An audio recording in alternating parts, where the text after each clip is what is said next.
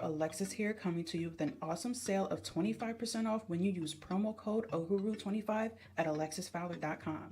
I provide services like digital art, logo designs, packaging designs, web designs, social media flyers, and much more.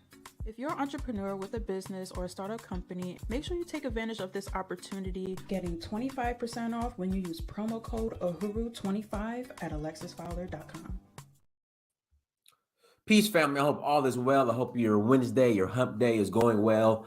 Do me a favor, guys. Please hit the like button. Please hit the like button. Also, make sure you share and make sure you subscribe. It really means a lot. I appreciate everyone's support, especially this brother right here, Taj Mahal.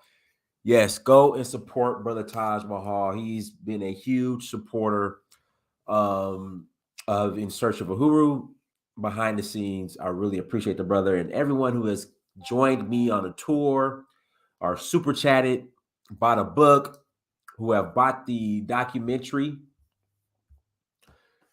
You know, appreciate you, Second Exodus. Appreciate you. You know, all of you, all the above. I thank you. I appreciate you. You know, especially the people where when I call or email you or text you, say, hey, my documentary is dropped. Please go buy it. You don't give me any pushback. You say, okay, and it's done. People like that, I really appreciate you. It really means a lot. You've helped us grow over the years. You guys have played a pivotal role and part on making In Search for Huru successful. Like I said, we are not going anywhere. We aren't going anywhere. We are still here. You know, we've been, you know, doing our works on the continent since 2011. We've been on here on YouTube since consistently, I would say, since around 2018 to 2017, maybe 2016, but for sure 2017. We've been consistent here on YouTube. And like I said, we aren't going anywhere. I will always be here. This isn't a fly by night. I am serious. Even when, you know, times where I'm like somewhat discouraged, I'm not going to lie. I have my moments. You know, I'm human. I still show up every day or almost every day. And I'm here. Like I said, I'm not going anywhere. I appreciate you guys' support. It really means a lot. It really does. So hit the like button. Also, make sure you share and make sure you subscribe. Got a couple of announcements. Announcement number one, let's start off with the documentary. Okay, listen, if you have not bought the documentary In Search of Uhuru, if you have not bought the documentary In Search of Uhuru, please go to searchforuhuru.com. You see that teal blue bar on the top? You're going to click on that. All right. And then it's going to forward you to the documentary site. All right. This is by far the number one documentary ever made when it comes to diaspora and Africa engagement. Again, this is by far the number one documentary ever put out. So you're going to go there and you can stream it $10.99. You can stream it as much as you want to. Again, you can stream it as much as you would like. Shout out to my cousin, guys. Listen, my cousin's in the chat room. Shout out to my cousin, Tanira, who's in the chat room. You can stream it as much as you like. You know, give me your feedback on it. Yeah, I would greatly appreciate it. And then we are rolling to Sierra Leone. We are rolling to Sierra Leone November 21st through December 3rd. Somebody said, man, I thought you don't do this anymore. Nice to see Brother Dynast. Lawrence, let me tell you something. It's YouTube. It's YouTube. YouTube is blocking me, shadow banning me. They swear they're not because I sent them an email. But you don't understand the number of people who have reached out and were like, Dynast, do you still go live? Are you still traveling to Africa? I'm a subscriber. And I'm like, what? You're not getting the notifications? I'm like, you're not getting the notifications? But yeah, it's YouTube. It's YouTube because the numbers have been down, and yeah, it's a lot. I don't say it's a lot because, like I said, we're not going nowhere. But it's country is cucked. See how they kiss the king's ass? No, I got to check that out. Well, yeah, is YouTube doing something? Maybe the algorithm. I don't know, because I tell people to subscribe, hit the notification bell, and even when you hit the notification bell, they're guys. Give me a sec. I got to take this call. I'm so sorry. Give me a sec.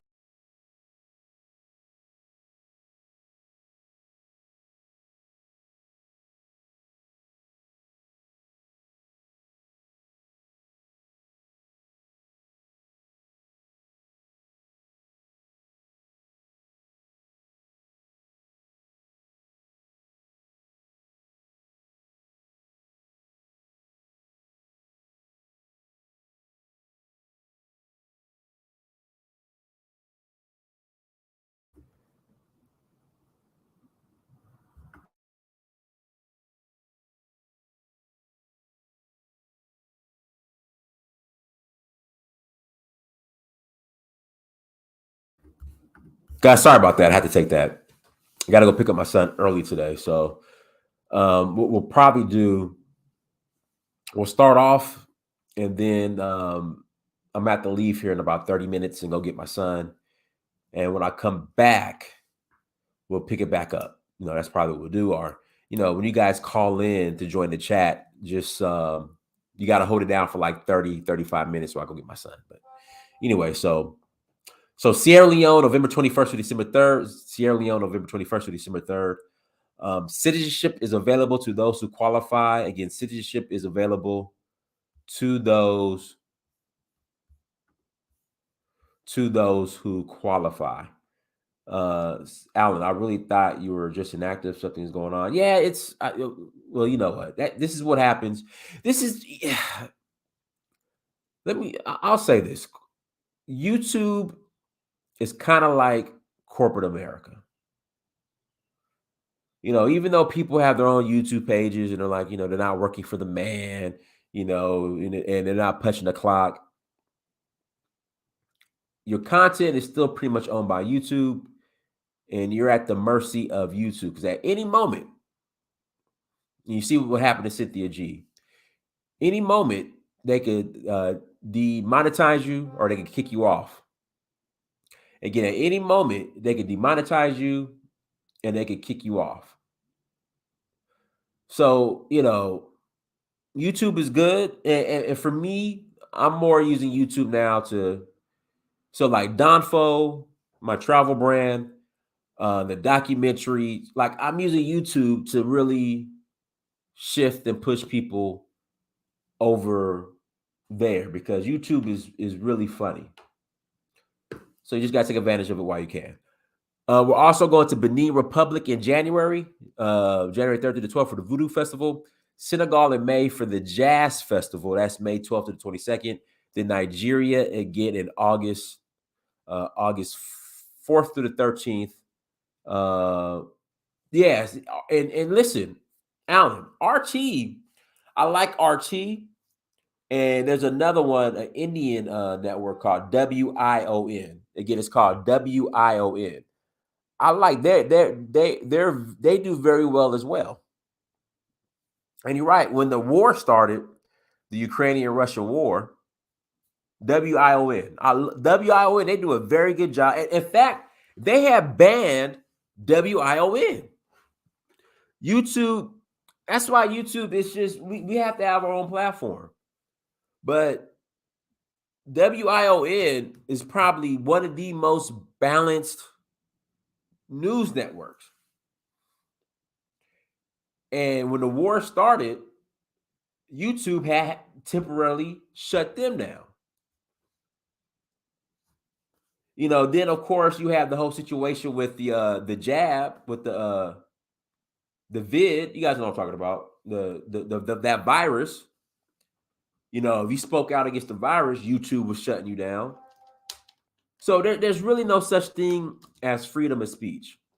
But if I was out here being ignorant, rapping about how many N words I shot and killed, and selling dope in the community and all that stuff, and just being drama filled, that's what I don't know, the algorithm, that's what algorithm likes for some reason, especially when it comes to black people.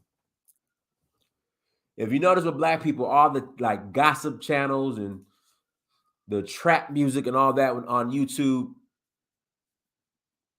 that hits that meets the requirements for the algorithm. Yeah, the Rona. There we go. The Rona. Yeah, back when the Rona was back in 2020 with the Rona, if you had your own opinion on it, and listen, all the conspiracy theorists, in quotation marks, when it came to the Rona, they ended up being right. But during that whole Rona outbreak, YouTube was shutting down pages for just sharing the obvious that something isn't right.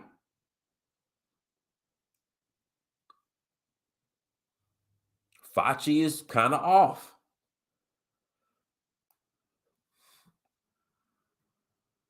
Now you have people saying that they regret the shutdown. And I caught the Rona. I had myself, I had the Rona. I was in the hospital.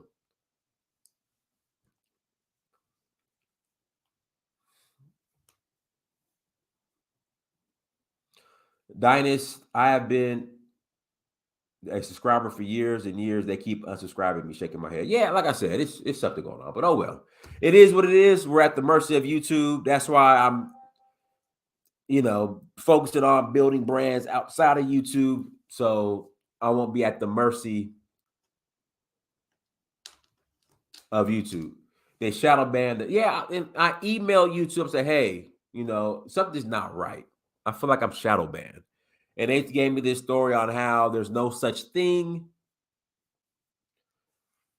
You're not, and all this other stuff. I was like, okay, all right, whatever. So yeah. Yeah, so Sierra Leone, November 21st to December 3rd. Citizenship is available to those who qualify, even if you're not eligible for citizenship.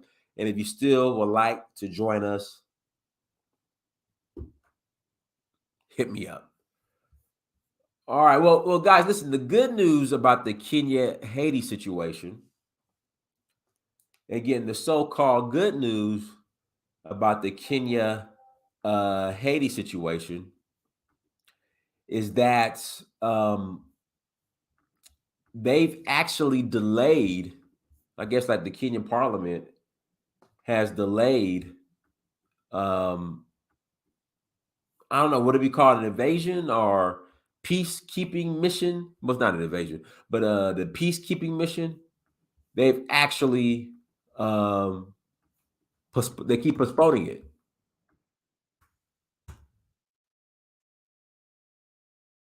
Which is a good thing.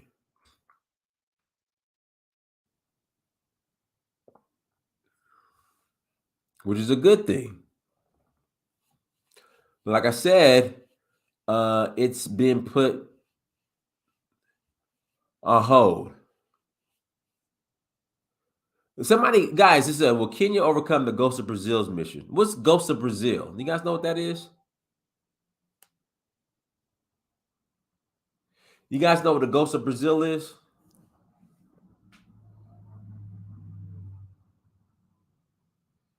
But let's pull up. I like Al Jazeera too, and they're trying to shut Al Jazeera down because of what's going on in Palestine and Gaza. So this lets you know the games that the media plays and how they filter information, and how media is controlled, and how the media is biased, very biased. Brazil sent the military in there for peacekeeping and it failed. Where to Haiti?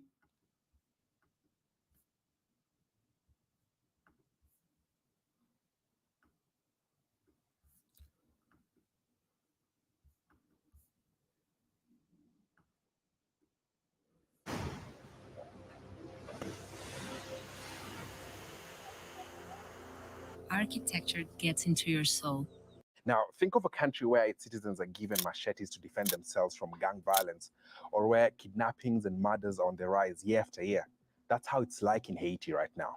The Caribbean nation has been plagued by gang violence for years, and the situation might even be worse now more than ever, especially after the assassination of President Jovenel Moise in 2021.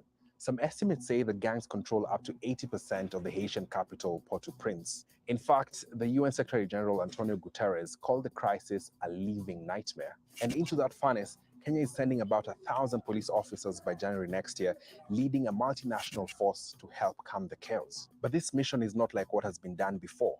So why does Kenya think it will succeed where other countries haven't? One of the countries that left a footprint in Haiti is Brazil. Here's my colleague Mariana Sanchez. Brazil led the UN troops in the country, known as MINUSTA, for more than 13 years. At the height of the operation, there were little more than 2,000 Brazilian soldiers on the ground, more than double the number of troops initially planned by Kenya. In the beginning, Brazil mixed the charisma of its soccer players with heavily armed military operations in the favelas. Any deaths during those actions suffered little public scrutiny. In 3 years, the areas were pacified. Despite the peaceful gains, though, the Haitian population seemed increasingly dissatisfied with the Haitian government's inability to provide quality of life and public services. Demonstrations began to break out across the country. Almost 6 years into the mission, it was clear to both Brazil and Haiti that Haitian police forces were unable to take command of the area on their own. And then catastrophe and controversy hit. Soldiers were accused of rapes, an epidemic of cholera was spread by troops from Nepal, and there were widespread reports of human rights abuses and unnecessary bloodshed against civilians. Kenya's police force itself is no stranger to accusations of human rights abuses, but the government has denied any involvement in such activities. So how well prepared are Kenya's 1,000 police officers to do any better? Kenya has previously sent its army on other peacekeeping missions like in Somalia, where it says it has successfully helped with political and state-building processes since 2007.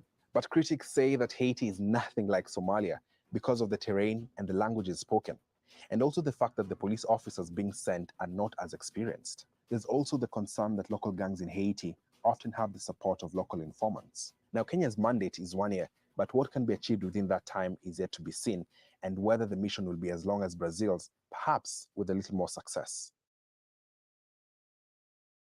Did you know you could be entitled to a 5 or 6? My name is Lulu LaFortune. I'm a furniture designer in Los Angeles, and for the last 5 years, the United Nations Security Council approved a security mission for Haiti. The mission was drafted by the U.S., supported by 13 members of the Security Council, with China and Russia abstaining. Kenya will lead the multinational force, sending 1,000 security personnel. Despite the U.S. support, no American forces will be part of the mission. The Washington Post obtained a draft resolution of the force's plans and reports it outlines that it, quote, would provide support to Haitian police, including by conducting joint security operations against the gangs and protect critical infrastructure sites such as hospitals and ports. But details like rules of engagement have not been worked out yet. Joining us now is Democratic Congresswoman Sheila Sherfilis McCormick of Florida. She is co-chair of the Haiti Caucus. Congresswoman, it's great to see you. I thank you for your time. What do you see this mission of force being in Haiti? Well, the goal is going to be to protect the people from the gangs and finally give them relief from the terrorism they've been facing. We get so many reports of sexual crimes against women, crimes against children, but also we're seeing more and more kids who are being recruited into gangs. So this security mission is very much needed right now. And what we're hoping to see is that the Haitian people finally get some type of relief from the terrorism they've been facing. But we're also looking into safeguards. How do we ensure that there are no human rights violations and that the Haitian people feel comfortable with the multinational security force? So those are the areas that we're seeking. But this authorization is truly a win for the Haitian people living in Haiti. And it's really hopeful that they know that help is on the way. We've seen so many Haitian people coming to our borders, so many Haitian people also coming to the embassy crying out for help. And we need to respect their self-determination. And this is the first step in actually giving them the help they need. There have been a number of But didn't the U.S. invade Haiti back in the early 1900s? Guys, do you really think the United States of America has the Haiti's best interests at heart? Again, didn't like the U.S. invaded Haiti in the early 1900s?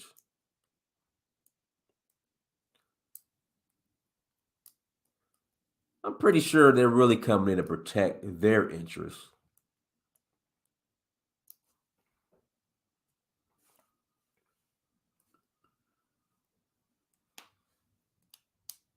Now the body's fine. They stabilized Haiti after they did an assassination, was an invasion. You sure? So in 1915, that was an invasion? What's that? Was to protect U.S. interests. But we know they don't have Haiti's best interests at heart. I mean, come on now. Zulia, I need you to turn your camera on so I can see who you are first. Make sure you're not a troll. Zulia, you got to turn on your camera first. Let me see your face. Then you can turn your camera back on before I let you on. Because I'm not going to let you on until I see you. Okay, cool. All right, you can turn your camera off. Zulia, you got the AC going or something's going on in the background. Okay, you good? Can you hear? I hear you now. Okay. Go ahead. Yeah, go ahead. Man, listen, my mother's from Kenya, yeah, and I've been paying attention. I pay attention to what's going on in Kenya, and this Ruto guy gives me strong globalist banker vibes, man. I've been following, keeping track of what's going on. This guy is clearly a globalist. He's clearly been installed, or he's trying very hard to procure a good inheritance for his family, maybe when he leaves office. This guy does not care for the average Kenyan whatsoever. We've already seen earlier this year multiple protests by the normal working class Kenyan against his policies, the costs of living, Gharama ya maisha, the costs of living very high, increasing. The currency is went from £1 to 140 shillings to £1 to 180 shillings now in the last 12 months. I mean, what he wants to do, he increased the taxes recently. The guy, he's opening the borders clearly, and he kisses King Charles's behind like a servant. So I don't know what's going on here. The country is bending over for anyone now, from what I can see. And this Haiti thing, I mean, isn't Kenya next to Uganda, who's having multiple terrorist attacks in the last couple of months? Is that not what happened? There's multiple terror attacks in Uganda recently, including one where 30 children got burnt alive or something crazy. I didn't know about that. And then of course you've got Somalia on the border, and Al Shabaab's not gone, and Somalia's still Somalia. So hey, what's going on? You say you're Kenyan, right? My mum is. You who? My mum. My mom. What's that? My mother is Kenyan.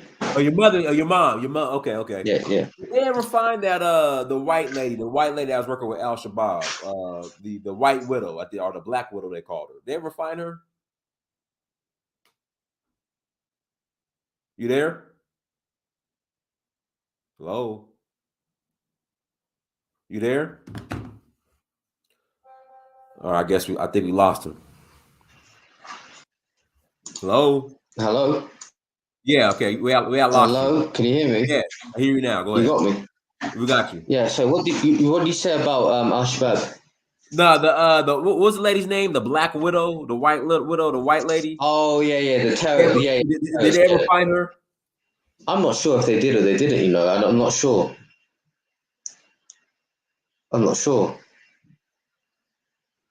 Somebody said war in Congo is caused by the U.S. See, this is the problem. And I was going to do a show on this. Should we blame the U.S.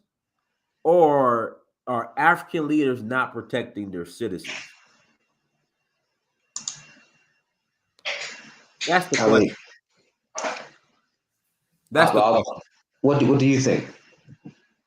I think it's a mixture of both. Because people talk about what's going on in the Congo, but I'm like, okay, well, where's the Congolese president? Like, where's Congolese leadership at? What are they doing? Go ahead, Jonathan. You gotta unmute yourself, Jonathan. Go ahead, Jonathan. I'm not gonna lie. I hate it when they be like, the U.S. is doing this, the U.S. is doing that. You gotta unmute yourself, Jonathan. Jonathan, you gotta turn off the playback. I'm still muted. Hold on. You gotta turn off the playback. Yeah, is it off? It's off. No, it's not. It's an echo. People be like, it's an echo, bro. I don't know if it's the playback or what is the echo. Guys, links in the chat room. Links in the chat room.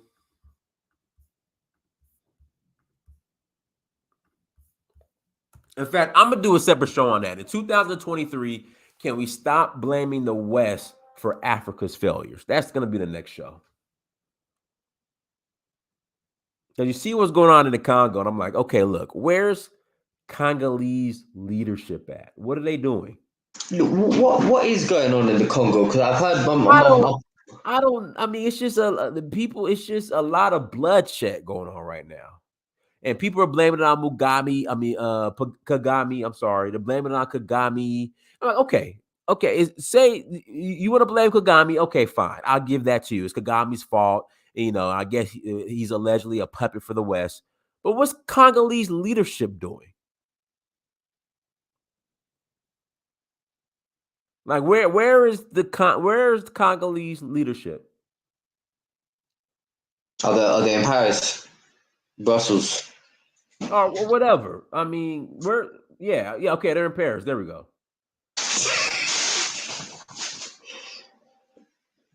That's my thing. Where's Congolese leadership to protect their citizens?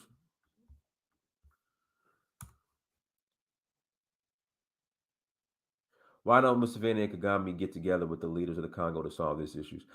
Didn't Museveni and Kagame fall out? Or who was the president of the Congo?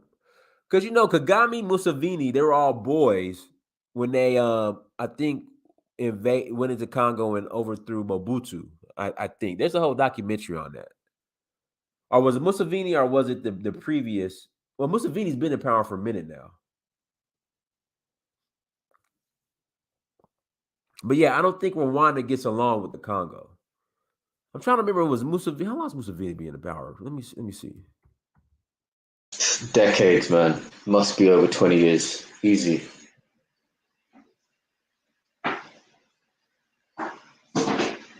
Yeah, he's been there since 86. So yeah, Museveni and Kagame were boys. It was Museveni, Kagame, and a Congolese leader who, they all got together and pretty much got rid of Mobutu. And then they just all fell out. Because I think Uganda, Rwanda, they both border the Congo. And that little area right there, they're just fighting over. So yeah, I think that's what happened. So I don't think he's gonna get with Museveni anytime soon. All right, guys, links in the chat room. Link is in the chat room. We're gonna call in. What do you think about this visa thing that Kenya's doing? I heard about it. I think it's great. I think if you have an African passport, you got a lot going on in the background, man. I don't know what you got going on. I think if you have an African passport, yeah, I think you should be able to enter all of Africa visa free. Period. Do you think it opens up security issues for Kenya?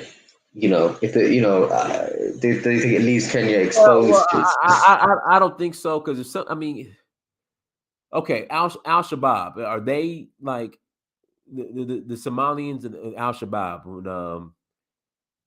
I remember the terrorist attack. The last terrorist attack I remember in Kenya was the one that happened at the mall. I can't remember. What was the name? Westgate. Yeah, I actually went to that mall like a year after the terrorist attack, and they had up security. I mean, if somebody's gonna do something, like, they're gonna do it. Like, passport, no passport, visa, no visa. They're gonna find a way to come to the country and do it. So I don't think it's a issue. Is it easier for people to overstay in the country if there's no visas? Like, for example, listen, I'm just being perfectly honest. Listen, I'll be honest, yeah. Kenya, it's not a rich country. It's probably a lower middle income country, lower, very lower, right? But compared to the countries nearby and other countries with burgeoning populations that can't sustain itself, isn't there a possibility that people try and do a, bum rush the border, or just basically just stay in the country longer than they should and put strain on Kenya, from countries that are virtually falling at the seams because there's so many people in these countries with high birth rates. I don't know what the Swahili word for doula, that what's it, Operation Doula. Will there be one in Kenya? Will the immigrants may overstay their visas because they don't have visas anymore? That's the thing that I would wonder could happen. Hey, Jonathan, you want to answer that question? Unmute yourself. Yeah, what's the question? I didn't hear it entirely. Kenya having a no visa policy for individuals with African passports, can that have a negative impact on the country because some people want to overstay their visa? No, people that wanted to go to Kenya, they went to Kenya. Their visas aren't even that expensive. So people wanted to go to Kenya, they'll go. If they want to overstay, they would have been staying already. Making it, I mean, the issue with going to Kenya ain't really like, the visa shit. The plane tickets are high to leave any African country to go to Kenya, which is kind of weird. No, you're right. In comparison to me flying from San Francisco and going to Nairobi. I mean, me and my wife, we flew from Lagos to fucking Nairobi, and I was just like, come on now, what's this? It was like $800 round trip. It was over 1,000. The worst part, I'm like, what kind of plane are we flying? It was the bullshit. What is this? Yeah. It was a bullshit plane. We went from Lagos to, what is that shit called? Some place in fucking Burundi, Bugarama, or some shit. And then we went to goddamn it, Kigali. Then from Kigali, we got on some old school ass plane, and they took us over there to motherfucking Nairobi. It was expensive. And then we landed there. The visas wasn't shit. Yeah, but you got. It's really just the plane tickets. Yeah, but you got a U.S. passport. Yeah, no, I got a Nigerian passport. But you still have a U.S. passport too, right? I have a U.S. passport too, but I got a Nigerian passport. But did you use your Nigerian passport to get a visa? Or did you use your U.S. passport? Then we used our Nigerian passport. It was only $50. Okay. Yeah, it was only $50. Now the weirdest thing is, I think at that time, it was always visa on arrival for everybody, and then they just changed it or whatever. The only place that I do know that Kigali, Rwanda, they give Africans visa-free access to their country. Yeah. All right, go ahead, Brandon. Yeah, addressing the topic, I think Kenya would be a great country to lead the peacekeeping mission in Haiti. Speaking from personal experience, Kenyan police will definitely get the job done if they're allowed to do it their way. I love their police department. It's very like non-antagonistic. They're stern, they're serious, but they really don't have that culture in Kenya, in my opinion, of the police just like brutalizing the public. In a lot of African countries, the police are just like tyrannical on the public, beating them up and stuff. I really don't see that in Kenya. Pretty much the Kenyan police are like laid back unless you force them to do something. And when you force them, they're down to handle business. I think it's a good look because Kenya, because I know in Haiti, the reason why nothing works for them is because the gangs are literally working for the police, right? In many instances, the police are using the gangs to maintain control over certain areas and rewarding the gangs for shaking. They're getting kickbacks from the gangs who shake up the Haitian civilians, and vice versa. Some of the gangs control the police in a sense. But at the end of the day, when you have the color of law on your side and you have like basically a license to kill or do what you got to do to preserve the law, you know that the gangs are operating under the with the what is it called? With the um with the grace or the I forget what it's called of the Immunity. I don't know. with Immunity. like immunity or with the best wishes of the Haitian police. But at the end of the day, you're just gonna have to declare war on the gangs, and you're gonna have to have a society that says, you know what, you got to do it like how the politicians did America in the 80s and the 90s, right?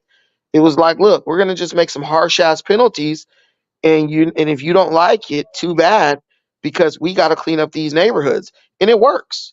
If you don't want to get shot, if you don't want to get jacked over, do like in Brazil.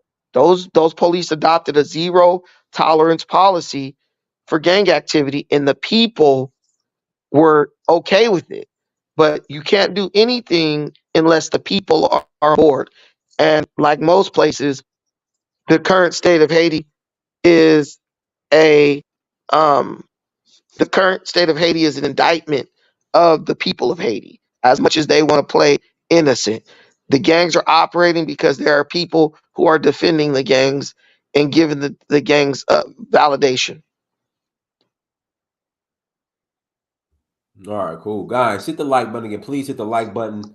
All right, so we got two options, guys. Like, I gotta go get my son. I just Hello, got a phone. Dynast. Are you still there with me? Yeah. Can you hear me? I'm here. Hello, See, that's your Getro. That's your Metro Dynast. PC. That's your Metro PCS brand. I told you don't be calling on here with your Obama phone, Brandon. So y'all keep calling up here with your Obama phones. But hey, so can you guys keep it going? Well, I'll be gone for like 30 minutes. I gotta go pick up my son, or we can just end the stream now.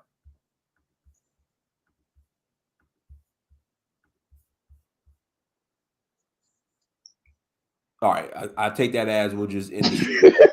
So, hey, everyone, I gotta go pick up my son, but we'll do I'll hop back on later on tonight. After I take my son to football practice.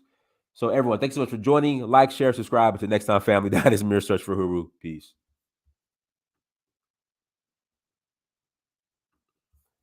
Hold on, Brent. Go ahead, Andy. Yes, I just wanted to say something about what Brendan just saying about the Kenyan. The reason why the Haitian doesn't want like the Kenyan to be part of the movement is because they're going to the Dominican Republic, and therefore because the issue with Haiti and Dominican Republic, all the guns that's coming from Haiti are coming from there, and the president is aware of that, and he's not doing anything about that. So because the Kenyan is kind of like, it's like the Dominican is using Kenya to push that movement to go to Haiti and quote unquote helping with the solution. That's why the Haitian community is like, no, if you gonna put your hand into that and you coming from the Dominican Republic, that's not gonna work out for us. Hey, real quick, Brandon and Al. So I gotta go get my son. Can you guys hold it down for 30 minutes, or should I just end the stream? Nah, we can hold it down. Just you Negroes don't be trying to get out of line on this stream. Okay, all right. I'll be back, y'all. I'll be back in 30 minutes. Appreciate it. Yeah, but at the end of the day, I love all the people who say what will work and what won't work. When a group of people show themselves unable to make something happen in their country, yeah, when a group of people show themselves unable to fix a problem in their country, one thing that group is going to do is they're going to try to reject all other efforts to fix the problem. I know that from firsthand experience with Black America. We are the only ones who know how to fix the problem, but when you leave the problem to us to fix, it just gets worse. I think that it's worth giving Kenya a try. I think no one knows how it's gonna turn out. And if you got a problem with the thing being from the top down, well, then maybe you need to just overthrow your government. Because I don't see how there's a government that continues to function, but the gangs are out of control. What group of people would submit to a government that can't protect them? You just sound like an idiot at that point. So I just would say that Black people are very proud and egotistical and stubborn in many ways, but we just need to put our pride to the side. And if we're going to talk about this Pan-African thing and all this Black love and global Black empowerment, sometimes we might have to let another group of Blacks come in to solve a problem for us, Oh yeah. instead of being Oh egotistical. yes. Yep. Yeah, we should leave it running, man. If Dynast going to his family thing, I think he should go. And me and Brandon, I'm sure you can handle it, right, on his behalf. Yeah, are we all on the same? Is there like a delay or something? Maybe on my side. Yeah, I mean, I said Dynast can go and leave it running if that's all right. Yeah, Sure he said that a while ago. Make sure your YouTube is off. Okay. Yeah, I mean, Brandon, I'm totally with you. I said this in the past, that win the job. So we actually need Kenya, country like Kenya, to come in, and I think it'll be really start. This is how you start your foreign policy as a country, anyway. If we're going on Africanism, and I mean, the Haitians have always been just African in the continent in a lot of stuff. So, why can't we help them? If we don't help them, who is going to go in there and genuinely help them? Who is going to go in there, understand the culture, to actually help them? That's the thing. So I think it's a good move.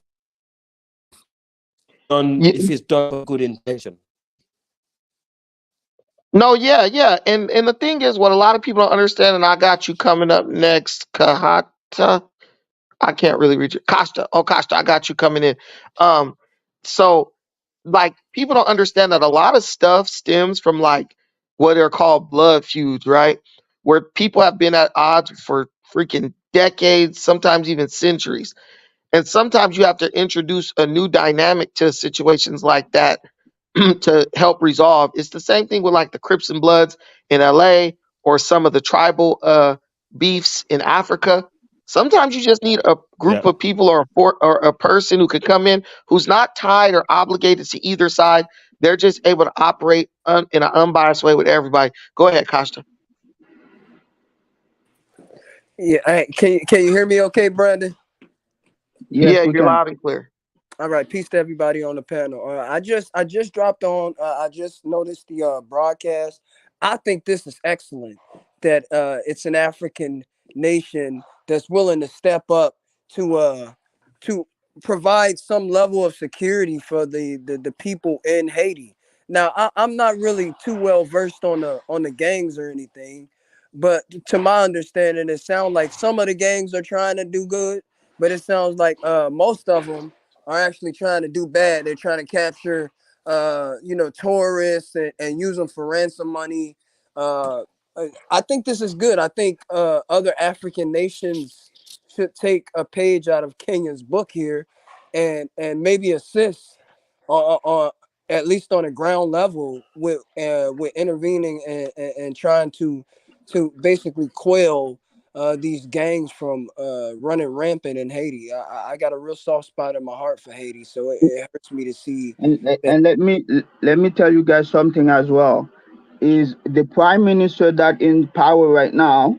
Okay, his name is part of the people that was naming as people that killed the president that was in power like 2 years ago. So, and they just there's a guys in jail right now that they just got him last week, okay? And he made a call to the guy that is in power right now, the prime minister that is in power right now, at 2 a.m. after the president was killed. So imagine if Kenya come and he have to authorize Kenya to come to the country. What's really gonna happen? What's really gonna be fixed if Kenyan come? Because this guy, his name is well like documented as one of the guy that is involved in killing President Jovenel Moise. And you're talking about the prime minister of Haiti right now? Yes. Oh, okay. Well, I don't even know who it is, so I'm sorry. Yes, his name is Ariel something. So yes. Can you guys hear me okay? Hard. Yeah, we can hear you. Okay. Yes, we can. Yeah, so that's the thing. You got to bring somebody new in there because basically the Haitian people aren't even in power in their own country. The politicians are gangsters, basically. And you got to have, to me, you got to have another group come in there to really check and see what's going on over Look. there.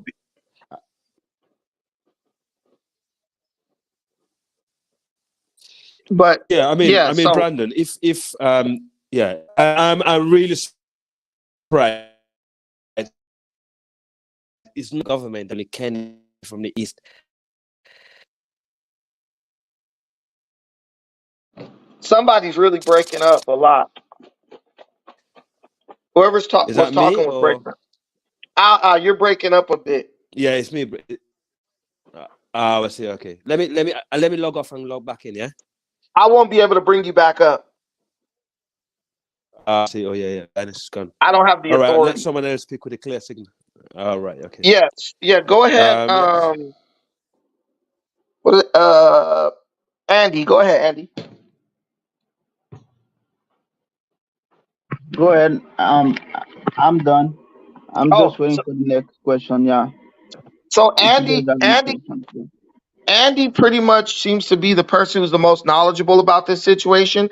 The question I would like to ask is, why are the people being given machetes to defend themselves, and but still putting faith in this corrupt government? The Well, government the is basically people. saying, we can't protect you. Here's the machete.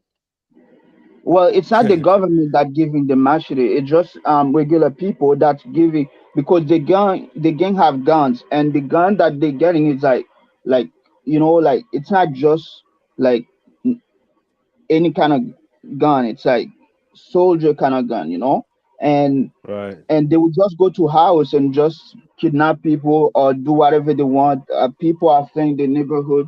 So some neighborhood they standing the ground saying like, okay, we're gonna get stuff to protect ourselves, and some of them is machete that they have.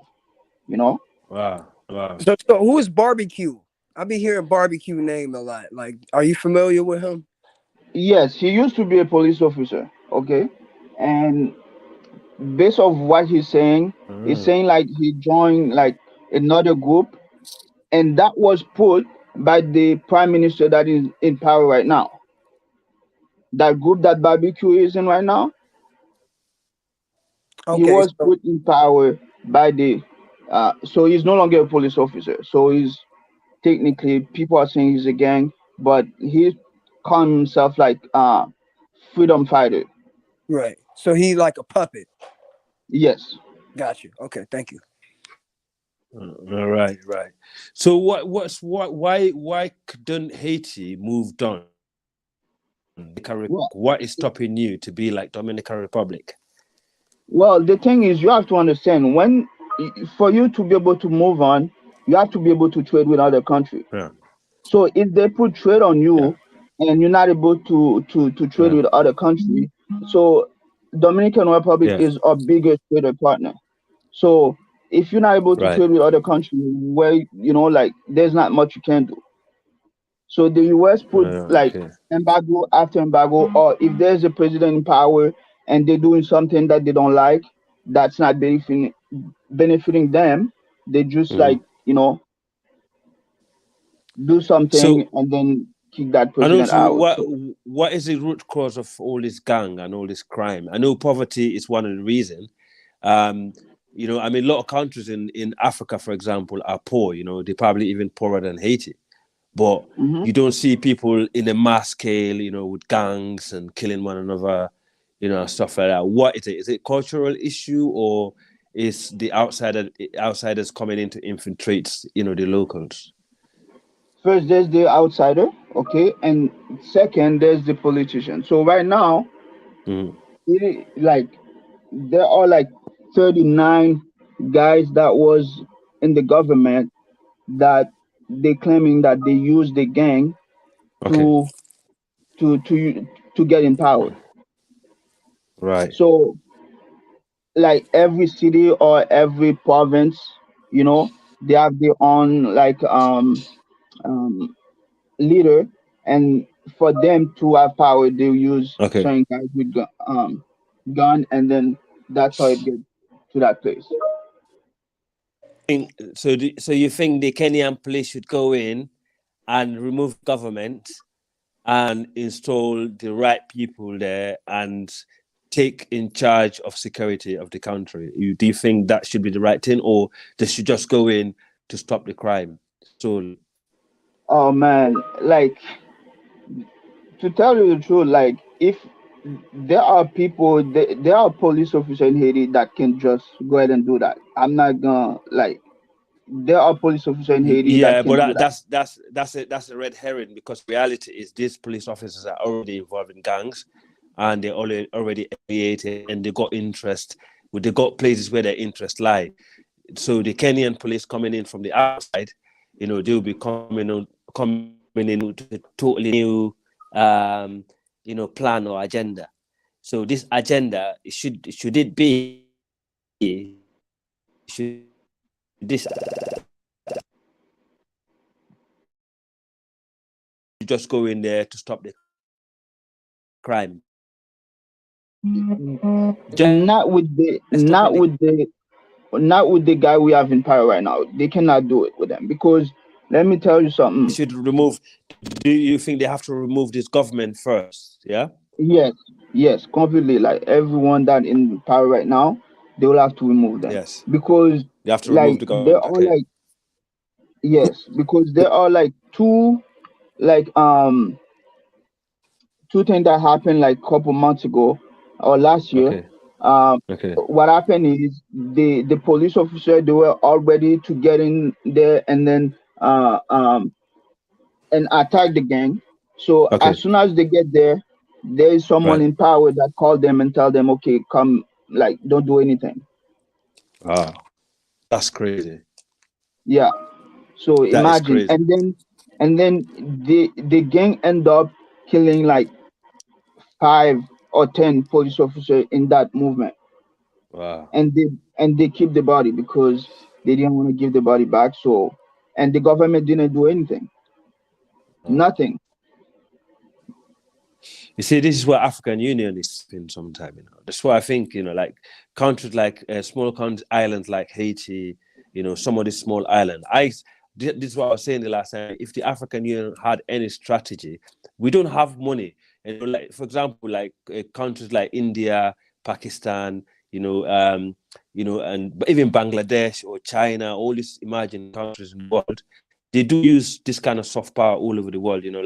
Use foreign policy. I don't think the African Union, which is, I think they actually are capable, have any foreign policy outside begging, from the Western countries. It's crazy, because country like Haiti is actually too small. We can actually send enough military there to take over the place, because the local will be happy, because we will be welcome. I can imagine that the Haitian people will welcome the African military going in there, taking over, and actually work with your guys and actually start building military bases in Africa, just like what the other countries are doing. Because, for example, now Kenya is actually right now, as we're speaking, they're in the verge of sending police or military to Haiti, and there's nothing illegal about it. It's probably been supported also by other, the West, like, for example, America. Yes. Because of what happened is, my taking is, America don't want to send their own people in there because of the history of the nature of the history of that country and America. So they don't want to tarnish themselves, obviously, because it will be obvious, even though they possibly behind some of this, unrest that's going on.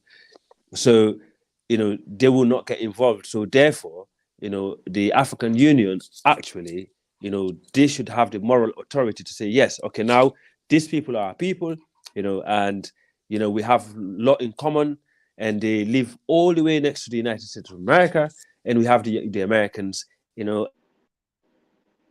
let me tell you something. The Haitian asked to be part of the African Union, and they never accepted us.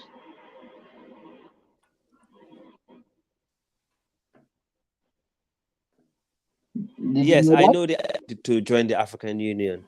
I don't know why that was turned down. Yes, I know it was turned down, which is a shame. Yeah.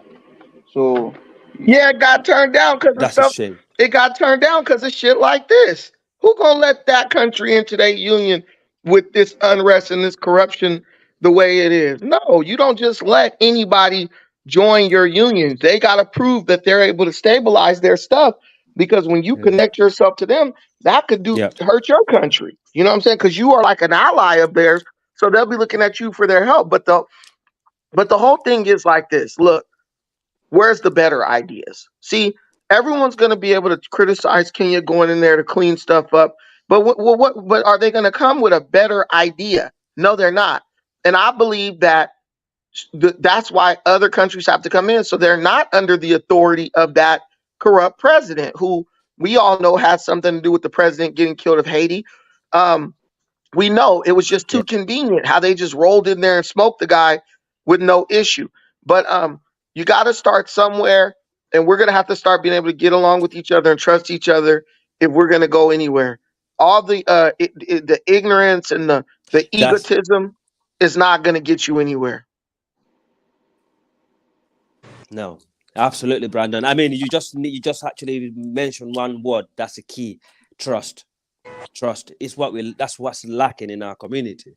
It's what lacking in our society, and it's what actually led to the downfall of our whole system. You know, the trust. That's what is not enabling us to build communities in the West. You know, for example, that's what is not enabling us to actually build together. You know, because if you let look me ask at you guys something. the black population, you know, we actually yes. Do you think is it just because Kenya is a black country and it's in Africa that we should just trust them, or is it because of the experience that they have? The reason why I'm asking is because there are a lot of other countries that's been to Haiti the same way Kenya trying to get there. Like Argentina has been there, Colombia has been there, and many other countries. There's like at least like 80 countries that have been there in the same like Yeah. situation, and they None, never done anything. Well, The I last mean, none of those, in my opinion, none of those countries are better run than Kenya. I'm gonna keep it real. I've been to yes. Kenya many times. The Kenyan No, police are top notch. Their police are. Kenya is a country that Haiti can be like, could actually become like within the next 10 years, right? And I think that's what makes it's perfect for the job because Kenya is not too far removed from being similar to Haiti in a lot of ways.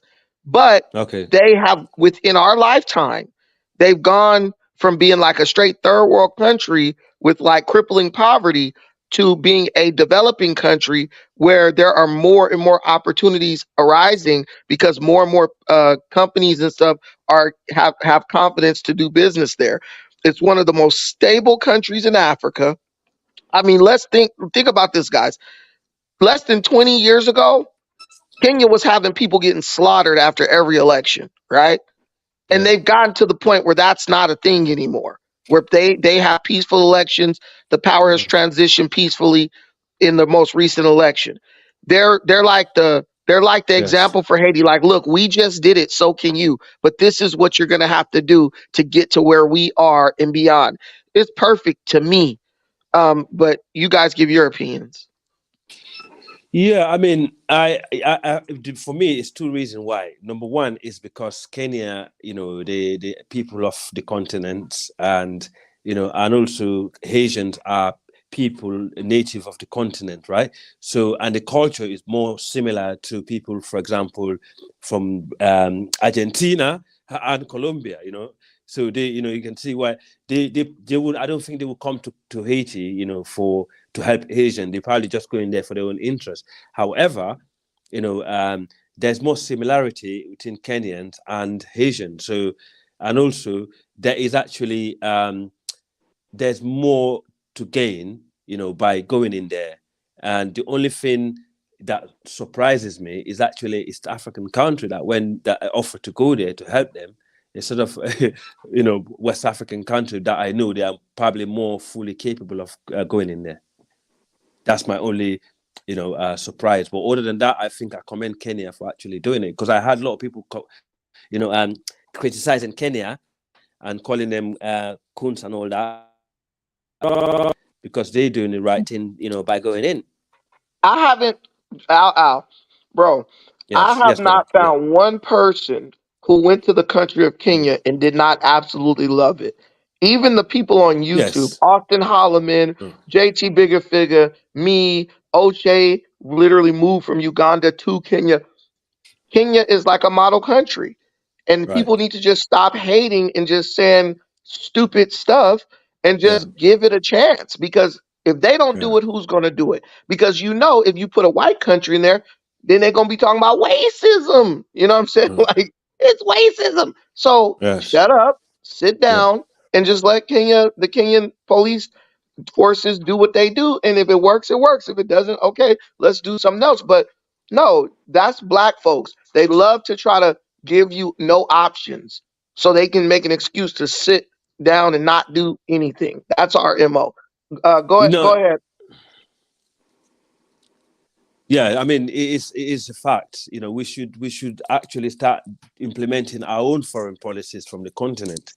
Moving forward, with our brothers from the Caribbean and our brothers the African American brothers, Black Americans all over the world. The African continent need to start looking outside, also, because you need to build. I think one thing that we lack is lobby. I was on a different show earlier, arguing with American First Riflemen.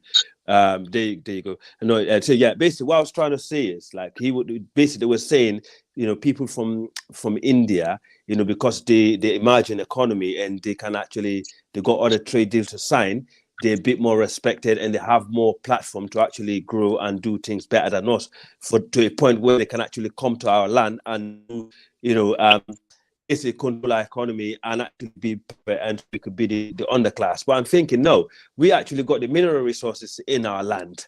That's more valuable than those trades, because I work in the UK that manufacture, and most of the stuff that we use to manufacture, is our raw material product. And I know when stuff happened back in Africa, it affects these companies I work for in the UK. So if they tell you that Africans will not worth money, they're not gaining, or like the way they are gaining from the Indians, or when we to look, we don't have anything for them to buy us to actually treat us nice, then you're actually dumb as hell, because we are actually giving them the product that they actually, the raw materials to manufacture stuff. If you do not give this product cheap from the country, they cannot. Yeah. You're breaking up a little bit. You're breaking up a little bit, but we got the majority of what you were saying, but you're breaking up a little bit. Somebody in the comments said Kenya should worry about Al-Shabaab. Well, here's the thing. I've been to Kenya a lot. The last attack executed by Al-Shabaab was in the mall. There was a mall that they shot some people in. That was over 10 years ago. So clearly Kenya is able to address situations and handle them effectively. The more you guys criticize Kenya, the more you actually show why they are the country to get the job done. Because they got their stuff under control. They were having rampant terrorism because they're on the border. They border with Somalia. There was a lot of terrorism and stuff up there in Lamu, right on the border of Somalia and Kenya. They shut all that down. They're getting it done. And you guys are just jealous and angry. And no, Gambia or whatever that lady's name is, Haiti cannot fix itself, because if it could, why haven't they done it? Stop. You guys have ego over nothing. Stupid. Just let them chit chat. Let them chit chat. That's all they do. Let them chit chat. But the finish is a fact, and also Kenya is the only, and probably Rwanda, the only two countries in the East that is shining. I don't know why and how. But obviously, possibly, I might know why. The reality is, we have, if you come to the West, we have countries that are much more richer, much more powerful, and much more sophisticated to do this job in Haiti, more than Kenya. But we are not doing it, Brandon. This is my question. I'm asking myself, what is wrong with us in West Africa? Basically, we send loads of military to to Somalia to fight Al Shabaab in the African Union. Yeah, if we in fact send like 1% of them to Haiti, that can solve the problem. But we're not doing that. We want to wait for another country like Argentina to go in there and they cause havoc. Then we say, oh, look at them, they're going in there, they're racist, they messed up Haiti and stuff like that. But while we Africans, in the continent have the capacity, to act job. And in the long term, we get, yeah. You break it up a little bit. And also, I want people to know if Kenya's involved, America's definitely involved because America handles the counterterrorism. They work very closely with Kenya in dealing with their counterterrorism operations. The American Army is actually in Kenya, so Kenya might just be like the front force, but to cover up the fact that maybe America's having a bigger hand than they want to admit in the situation in Haiti. I see Philip Lindsay down there. Oh, this was found off the coast of Haiti. Listen, at the end of the day, you could list 1,000 reasons why, but what is the alternative? That's the question. Are the Haitians going to get their own shit together and say, "Hey guys, they just discovered oil off of our coast, and we need to get it together so we can exploit our own resources"? No, they're going to keep on. The gangs are going to keep bullying the citizens. The government is going to keep on allowing it, right? The government's going to keep on perpetuating it, and the people pay the price. Go to Haiti, walk around and ask those people, do they feel safe? Are they okay? Their daughters, mothers, sisters getting raped and stuff like that. You guys don't look at the human toll because you're just sitting on the internet comfortably at your desk, at your work, or at your house, sitting up, minimizing situations where people are really. You are right. You're right. You're right. Most of the time, I spend time arguing with brothers that never been to the continent. Just because they get information online, they think they know everything about Africa or black problems or what we're facing. You have to travel. You have to live and travel in the continent and be around these people and understand how things work, and to actually sit there and make a judgment. Nation, part of the people, what's going on in that place. It's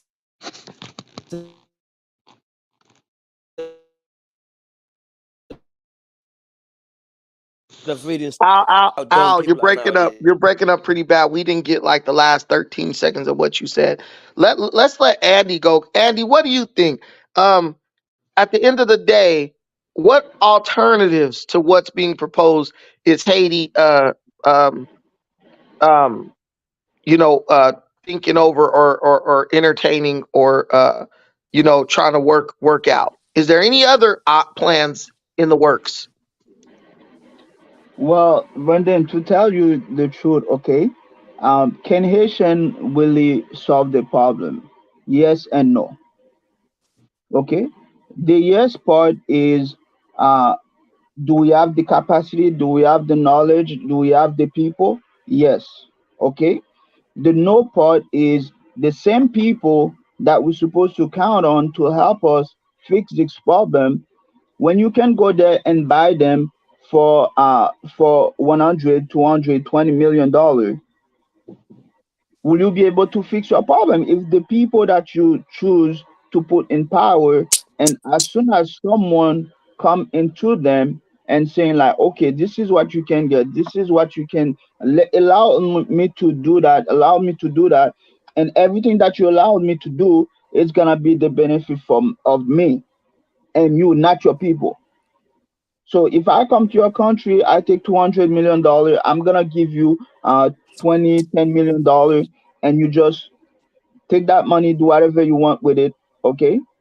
And whenever I no longer need you, now I'm gonna come after you. Whenever people accuse me, I'm gonna say like, you were the one that give me power to do that. So this is exactly what's happening in Haiti right now. The president that was there like back in 2010, 2012, okay? These are the same president that they are accusing, okay? The US might take sanction against him saying that he's the one because when he get in power, okay, the first thing that he did, he legalized all the gang members. So that's mean he give them job in the government. Some of them were his driver or his kid driver, or they were part of the government. So how can you fix a country with people like that? Yeah, and when the governor and when the president did that, the fact that the Haitians didn't rise up and raise hell kind of tells you that the people are somewhat complicit. Like, I'll give you guys a perfect example. When you talk about political gangs, think of Black Lives Matter and think of Antifa and think of the Proud Boys, for example, right? The Democratic Party was totally fine with BLM and Antifa destroying major cities in America, burning stuff down, assaulting people, all this stuff, because those gangs operated in their best interest. They made Trump look bad. So the Democratic Party was even bailing some of those people out and calling those people freedom fighters and liberators and stuff because the enemy of my enemy is my friend, right? That's the way they operate. Once the Democrats took power, have you noticed how Black Lives Matter just disappeared? Have you noticed how Antifa pretty much just disappeared? There's little remnants of it, but they're not doing anything near what they were doing during the Summer of Love. This is the same thing going on in Haiti. The government is the sponsor of these gangs. And the gangs, when they raise hell, that works to keep the current government in power. They killed the president, and the people who were sitting in the parliament and all this stuff, they basically took power. Who do you think controlled that? Those people assassinated their president. And because the army can't be used to instill fear in the people, because most armies have a clause where they can't actually be deployed on their home soil at all, period. Because the army can't be used, they employ the gangs, and the gangs are the protective force of the corrupt government. That is why you need other countries to come in and dispel the gangs so that then you can actually have free and fair elections. That's what this is about. The people can decide who they want to rule them. But when they are being intimidated by gangs daily, they're too afraid to speak up as to what they want. So you need another country to come in that has no connection to the political aspect or the civilian aspect. They get the gangs under control. Then you can hold free and fair elections and see what the people want, and then go about the business of executing that. I don't know if you guys don't understand the basics of foreign policy.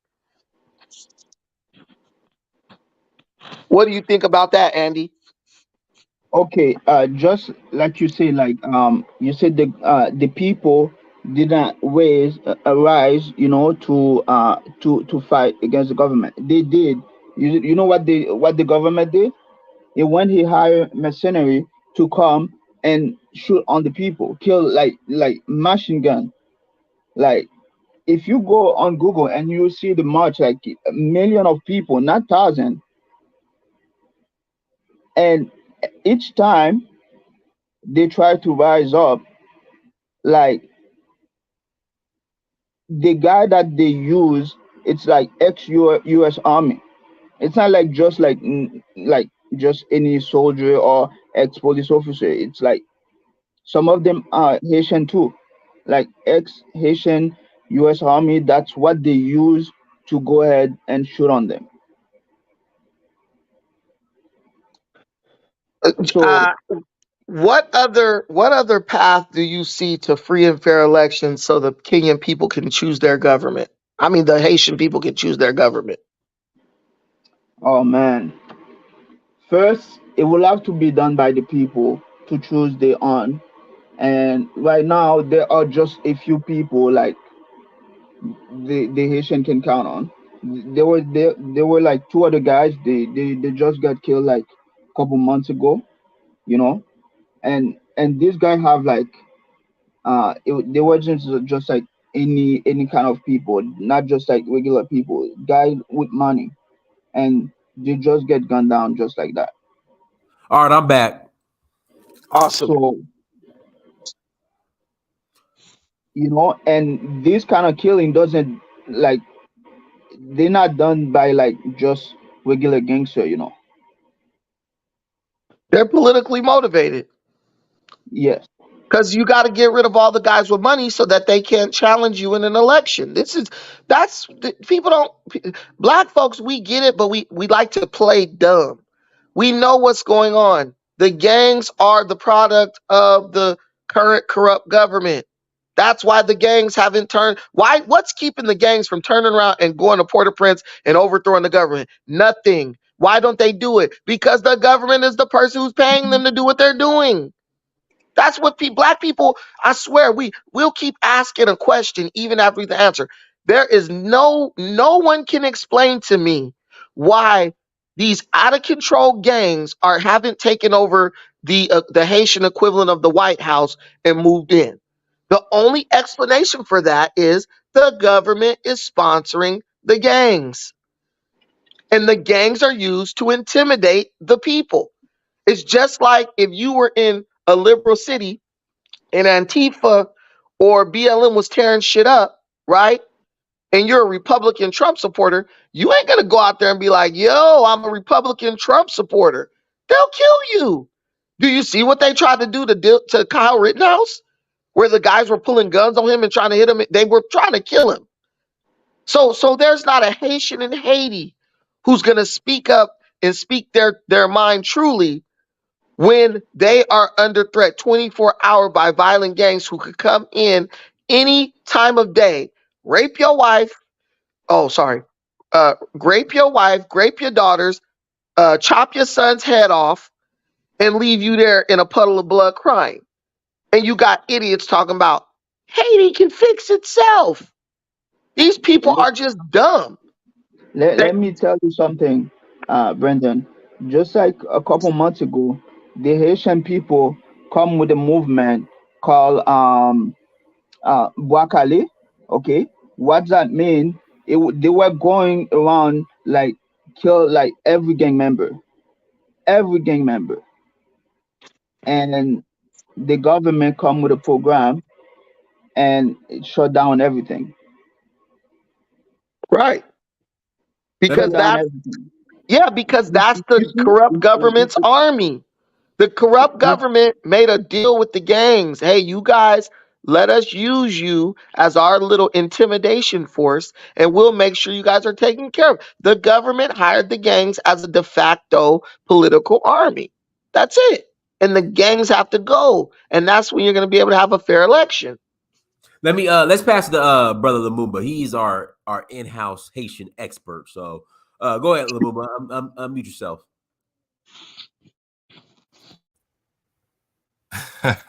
Hey, brother, peace to y'all. Peace. Glad to be part of your conversation.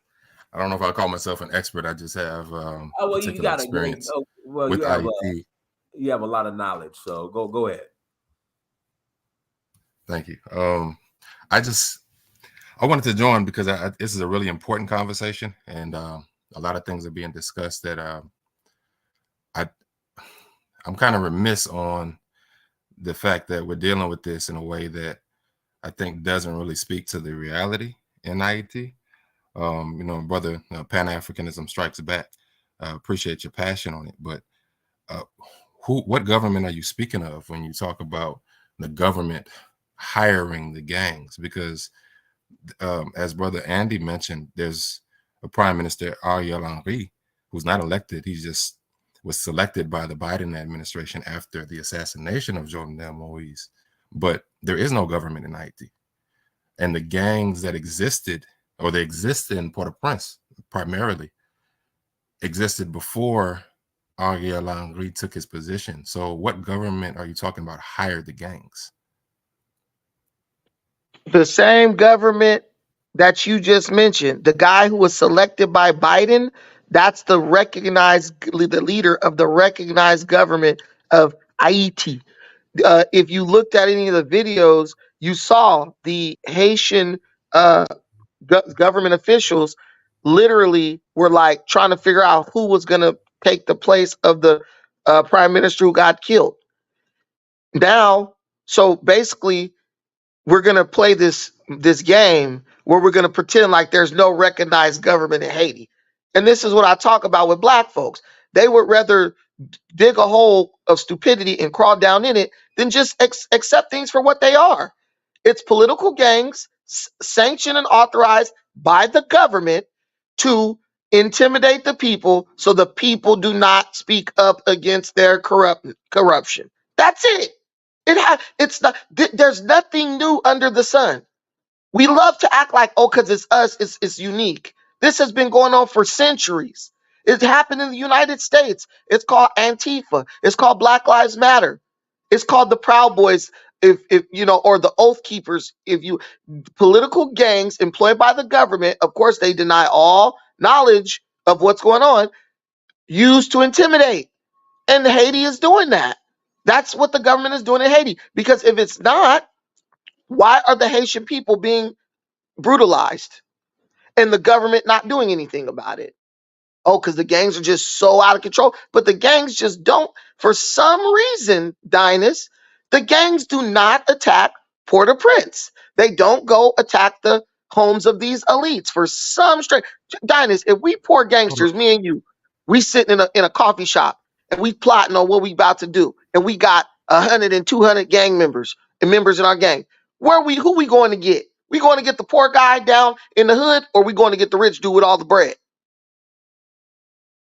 Lumumba, you want to respond to that? Yes, absolutely. So I'm glad that you said what you said at the end as far as the rich folks, because when you're talking about the government, it sounds to me like you're completely overlooking the oligarchy, which is not the government of Haiti, any more so than any rich person in any country is the government of a nation. They have political influence because they have tremendous economic control, but that's not the same as a government in a nation. And so when you look at that and you talk about them not being attacked by the gangs, in spite of, I don't know what you're talking about the gangs not attacking Port-au-Prince. That's the primary base of operations. You have people in the north of the country that are not being terrorized by gangs. You have people going on vacation in the north of Haiti because Cap Haitien is not being terrorized by these gangs. This is happening primarily in Port-au-Prince. So when you say they're not attacking Port-au-Prince, that's where they are. And you have them blockading places. So if you fly into Haiti and Port-au-Prince, you're not traveling by ground. You're flying by a plane to some other location. And when you talk about where these gangs are set up, since you want to compare them to other countries like the United States, they have their territories in which they're overlooking or they're maintaining the spaces in which these oligarchs control economically. And so they're having these turf wars, if you will, because they're funded not by the government of Haiti. The government of Haiti doesn't even have enough money to have an election without the United States paying for it. So the government is not hiring these gangs. The government doesn't exist. There's not an elected officials in the nation. The government, there is no Haitian government. You have a prime minister who was selected by the Biden administration, the State Department Biden administration, to negotiate with them for whatever. He has no power, no teeth at all. He has no say in what the gangs do or how they operate. And to think, it's baffling to me, because you talk about the army. Haiti doesn't have an army. And so to talk about their army and why they're not fighting the gangs, the little army that was put together by Jovenel Moïse was just like a civil service group. They're not enough to do anything except maybe be his private security detail. And obviously they didn't do that well. So there is no government structure that can stand up to the gangs. However, the concern is, going back to the topic at hand, whether or not Kenyan police coming in will be beneficial to stabilizing the nation. When you have a nation that does not have a government in place, how can a foreign police force come in and stabilize that? That doesn't make any sense. There's a lot of other things that have to happen in order to stabilize Haiti. And police from another country coming in, there's no structure for them to come into to stabilize. A lot of the police force, the national police force in Haiti has been compromised. They're not getting paid. They weren't getting paid under Jovenel. They're definitely not getting paid now. So you have to ask yourself, if they're still police and they haven't joined the gangs like Barbecue, Jimmy Cherizier, who are they getting paid by? A lot of them are gang members too now. They're just wearing police uniforms and they're working for the oligarchs. So when the Kenyan police come in, they're going to be working with a primarily compromised contingent of police. And they're not going to be able to stabilize the nation. They're going to be going to war with different factions, which is not stability. And whoever happens to win is going to be in control. So I don't really understand the idea that because Kenya, which has a functioning government in Kenya, was able to stabilize itself with a police force, that which the brother is arguing, that they can send some police over to another country that does not have a functioning government and stabilize it in the same way. That doesn't make any sense. But I don't want to dominate the mic. I'll just step back and allow the conversation to continue. Let's pass to Philip. Go ahead, Philip. How you doing, Dynast? And listen, Brother Andy and Brother Lumumba, Kasha and Al, listen, I mean, it's a great conversation. And Brother Andy and Brother Lumumba spit it out as clearly as it can be. They don't have a functioning government. Now, I'm not going to sit here and claim I'm an expert on Haiti, but I do know a little bit about it. And at the core of this is a couple of things. One thing is the geographic location of both Haiti and Cuba and its relationship to the southern economy through the Gulf of Mexico, and why the United States cares about what government is in there. And that is because if you have hostile governments in Cuba or Haiti, they can seriously disrupt the economy flow of the shipping lanes coming out of the South, meaning the southern economy. Two, that as far as I know, this is really about mineral rights that are being discovered and have been discovered in Haiti that are extremely rich. And I put a couple of things in the back chat, which is Hillary Clinton's brothers involved with the gold mining in Haiti. And then they found huge deposits of iridium. And most recently, they found oil deposits off the coast of Haiti. And so what it really, in my view, is about the elites in Washington, D.C., the Haitian elites, I'm saying, and their ability to reach into Haiti and their elites there to control the extraction of minerals. And I put in the back chat about the industrial parks. And all of this stuff is a no bueno for the Kenyans because, and I put this in the chat before, you have a steady flow of guns, and I'll send you the map, Dynast. I'll text it to you, of guns coming out of the United States that are still going into Haiti. And there's been no discussion by the UN or anybody else to cut off those guns that are flowing in there from the US. So if you send a small group of police officers or whatever the heck the Kenyans are sending, that it's a no-win situation. You've got no government there. You've got weapons flowing in there, by the thousands, and there's no structure of what the outcome is supposed to be. So for me, what this is a blackface or blackwash by the Kenyans of what other powers and elites want done on that island. And whether the Haitian people are helped by that or not helped by that, That's really kind of the last thing they're considering. What they're considering is, will they be able to exploit and extract the cheap labor that they have been getting out of Haiti and the cheap resources that they have in Haiti that they want to get to and mine.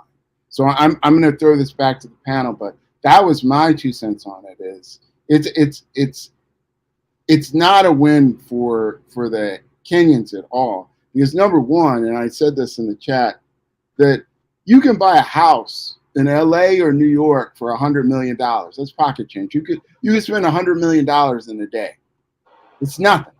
And that 100 million, usually when it goes to countries like Kenya, what it actually is a credit to buy American goods and services. It's not cash, and it's very unlikely that the Kenyan people will benefit from that money whatsoever. So if that's the case, then what's the point of them being there? I don't see very much of a positive, and they're in a situation where they're set up to fail. But I'll throw it back to the panel, and I laid out a lot there. And Dynas, I'll send you this map I'm talking about with the guns. Cool. Go ahead, Mashawn. Unmute yourself. Unmuted. Hello, y'all. What's up, panel? What's up? I just think this is usually I kind of know what the next move is, but this was kind of shocking to me. Now, did Biden give the Kenyans 100 million or 10 million? Anybody? Just that's the question. I'm not sure. Lumumba, do you know? Okay, so yes. Okay, so yeah, it was either 10 million. No, go ahead. I'm gonna respond to that in another way, but go ahead. Okay, so it was either 10 million or 100 million. And to have Kenyan army forces, I don't know who they're trained by, and to go into Haiti that's already discombobulated, and their president was not too long ago assassinated. So I don't know. This is like a world of chaos, because if the Kenyan army is going in, and then you have the Haitians who's running here, right? And then we have how many wars now? I was just told not too long ago America is in more than 4 wars. Central America now, and I heard those are things we're not supposed to talk about, but what I'm saying is there are a lot of wars going on. Don't put us in the middle of the bullshit, because that's what it is. And I don't understand why the government now is going into so many wars, because that's not good for us. So I guess, Dynas, you in the right direction to get a what is it? Not passport, to become citizens of another country. Because we're like, don't know where to go at this point, because it's like everywhere you go, your back is up against the wall. Money's being thrown here, but money's not here taking care of the people in America. That's for sure. So where's all this money going to, and how is it going to benefit us? And I don't understand, why can't Haiti fight for their own country in their own land? This is what I'm talking about.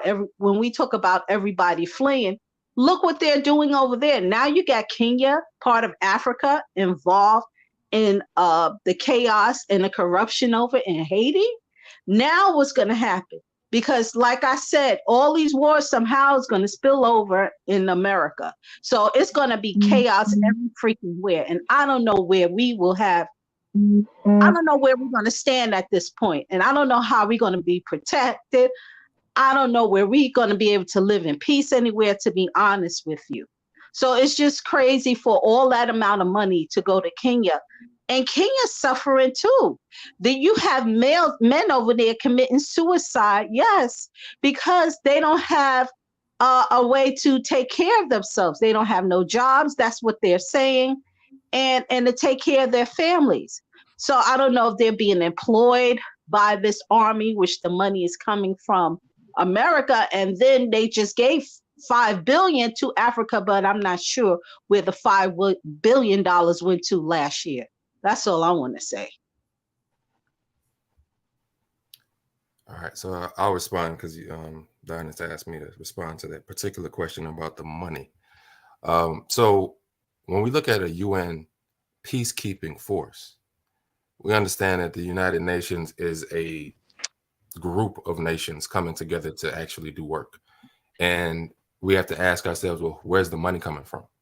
Over 1/4 of the budget for the peacekeeping force comes from the United States. So with a body of 193 nations, 1/4 of the budget comes from the United States. We know where most of the money's coming from and who controls and who says what happens with that.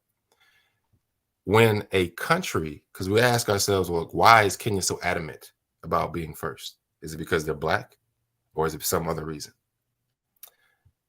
When a country like Kenya steps up to volunteer a force of 1,000 police to send to another nation in a UN capacity, not, connecting with that nation to nation to say, how can we support you? They go through the UN peacekeeping apparatus and volunteer troops or police. How much does that nation get paid per troop? According to the UN, they get reimbursed, let's round it up to $1,500 per troop per month. That equals, if we're rounding up, over $17 million a year for Kenya. Just sending 1,000 troops or 1,000 police into Haiti. That's easy money. Easy money for the Kenyan government. Send 1,000 police over to Haiti and get paid for that. So if you have a multi-year operation, the last UN occupation was 2014 to 2017.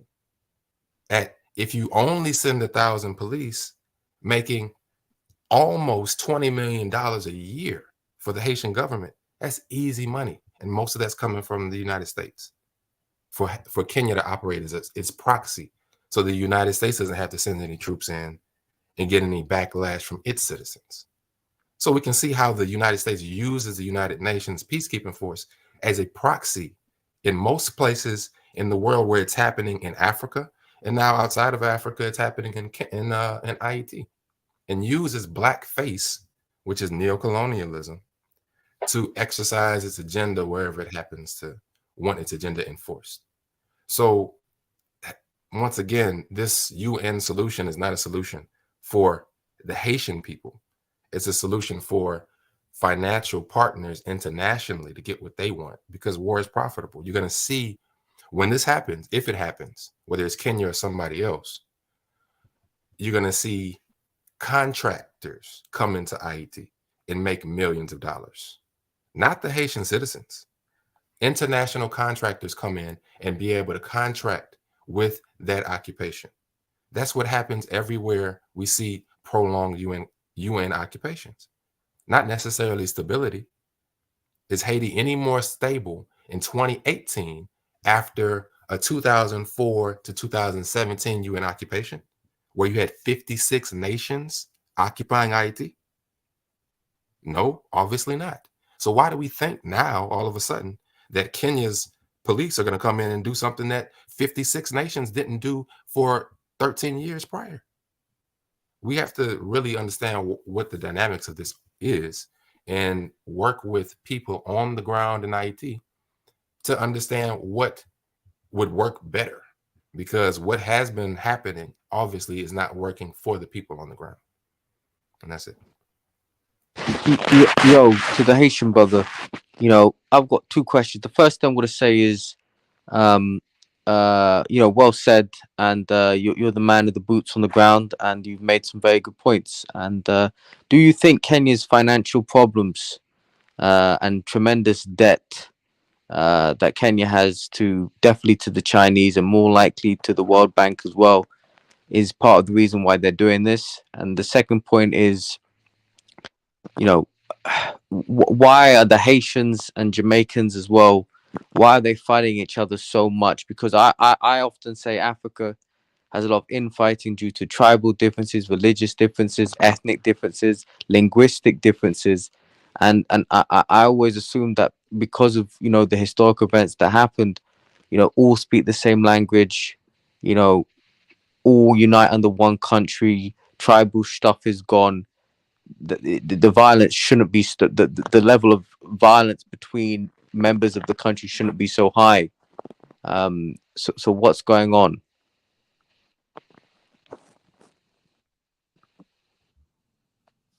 Lumumba, do you want to answer to that? I just want to Well, I thought he say, was speaking to you. no, I'll just go ahead because it was something that I just read about maybe why they now employ Kenyan soldiers. So go ahead. I just want to, so who's going to speak? No, I'll defer to you, sister, and then we'll All continue the right. panel So discussion. And I know Andy this is probably what has I things to read in say. the Hola, paper. Okay, so this is going back to in 2022. It says New York Congress members are urging President Biden to stop taxing soldiers serving in, which I didn't even know, terror-ravaged Kenya, including fighters from the Big Apple, that infantry. And so it says military personnel are exempt from paying federal income taxes and any New York state or local income taxes during the time they serve in designated combat zone. So this is maybe, as it says, but unlike the other country, Kenya is not designated a dangerous combat zone. In America, soldiers assigned there are paying taxes while on duty. I didn't even know they were assigned in Kenya. See, this is just something new to me. I'm trying to put the puzzle together as it to now why they have Kenyan soldiers now as their army brigade, and then they're going to send them to another country because that was part of the discussion. So that's probably like an answer as to why America now is paying, you get what I'm saying, Kenya for their soldiers to do America's work. Do you get? So I just wanted to throw that in there. Makes sense. So for the brother that just asked the question about like why Haiti is fighting the Jamaican, it's not like all Haitian like see the Jamaican as they portray on TV, you know. So first, to give you an example, the same thing that Kenya want to do to Haiti, the prime minister that was in power went to Jamaica because he wanted Jamaica help to come to Haiti and to fight the gangs and stuff like that. So the same day that he went to Jamaica and asked for help, the same day that there was a gang member in Haiti called Vitalam that attacked the embassy, the Jamaican embassy in Haiti. So just to let you know, like this guy, the prime minister in power right now, like he was not voted by the Haitian people. So he's going around and do whatever he wants because, like I said before, his name is like involved in one of the many people that they accused that killed the president that was in power a couple of years ago.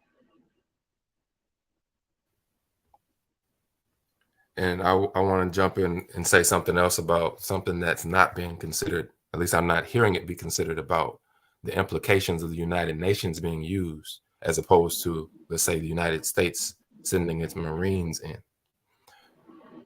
Currently, and it's not being talked about in the news, I'm glad we can have this conversation here right now. In the south of Haiti, we are dealing with a resurgence of cholera. We have hospitals being overwhelmed by brothers and sisters being infected by cholera that came to the nation after the earthquake of 2010. After the earthquake of 2010, there was a contingent of Asian UN troops that, because they were dumping their feces into the water table of Haiti, cholera became a presence in Haiti.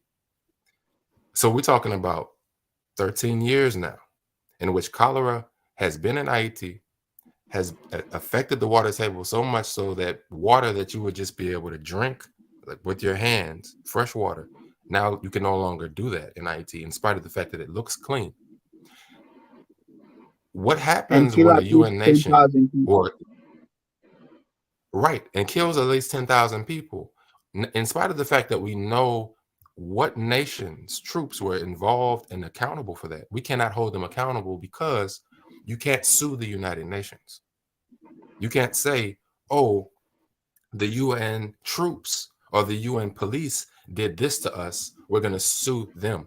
You have to do litigation with a nation specifically, not the United Nations. So the United States uses the UN as its proxy because you can't hold the United States accountable for what happens with the United Nations if they don't have their hands on it directly. They can pay for it, they can direct, but you can't sue the United States. And if you want to sue, then you got to sue all these different nations that are involved with this. And that's extremely expensive. And Haiti can't afford it. So the people are left to suffer with cholera for over a decade and continuing. And we can't hold anybody accountable for it. So these troops can come in, they can rape, they can steal, and they can kill. And the Haitian government, when it's intact, can't hold the United Nations accountable.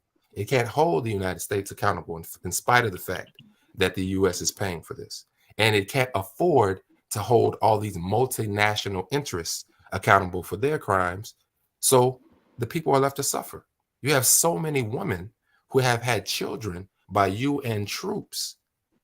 Those men come, they lay their seed, and they leave. So you now have all these children without fathers who are left to suffer in Haiti.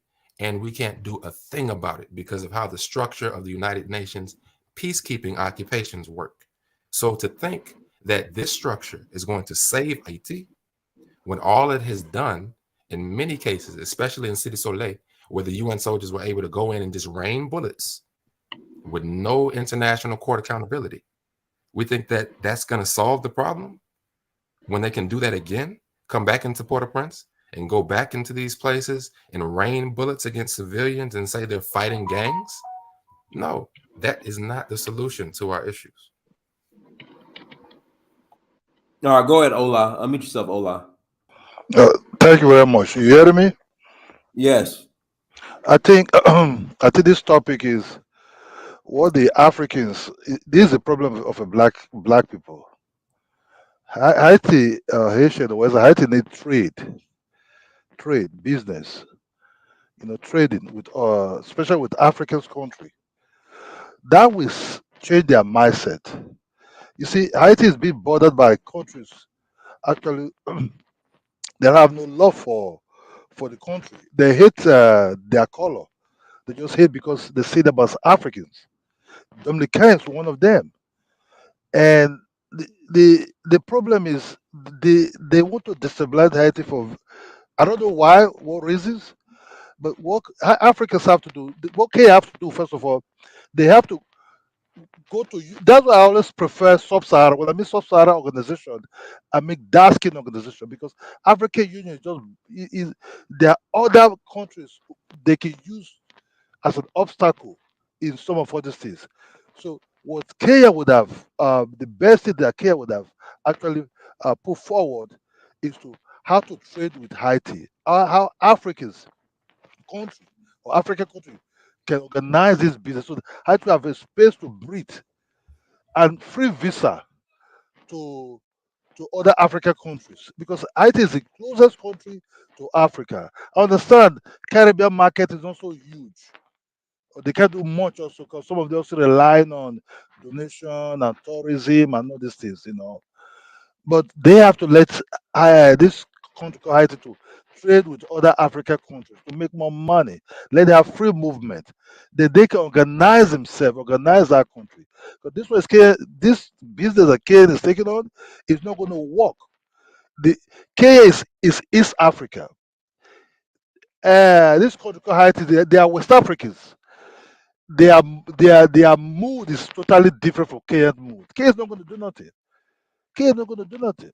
They will only just sit in one place, maybe in one base, try to negotiate. That's one thing they have to do first. Go down there and negotiate with this gangster. You cannot run the country like this. Let them be government so that you can have businesses. Then sub-Saharan Africans have to do much more to try to integrate Haiti as part of them. Because you can't run away from your shadow. They be bullied. They be treated badly. They be kind of they become almost like enslaving them as slave workers in their territory. It's not going to work. It's a shame that you have to send policemen down there where you have to send businesses down there. Invest there. Let them also come and do business also in your own country. Give them free visa movement so that these people will actually know what's called what am I going to say to be recognized as human beings. That somebody trying to use them. So we're going to build fake houses. We're going to do this. This is not going to happen, really. You know, you see, when you're a beggar, when you're hungry, you can accept anything for anybody. That's what Haiti been doing ever since. Understand when that earthquake happened, or which this so-called celebrity, they all run down there. Oh, we're going to help Haiti. We're going to help Haiti. We're going to help Haiti.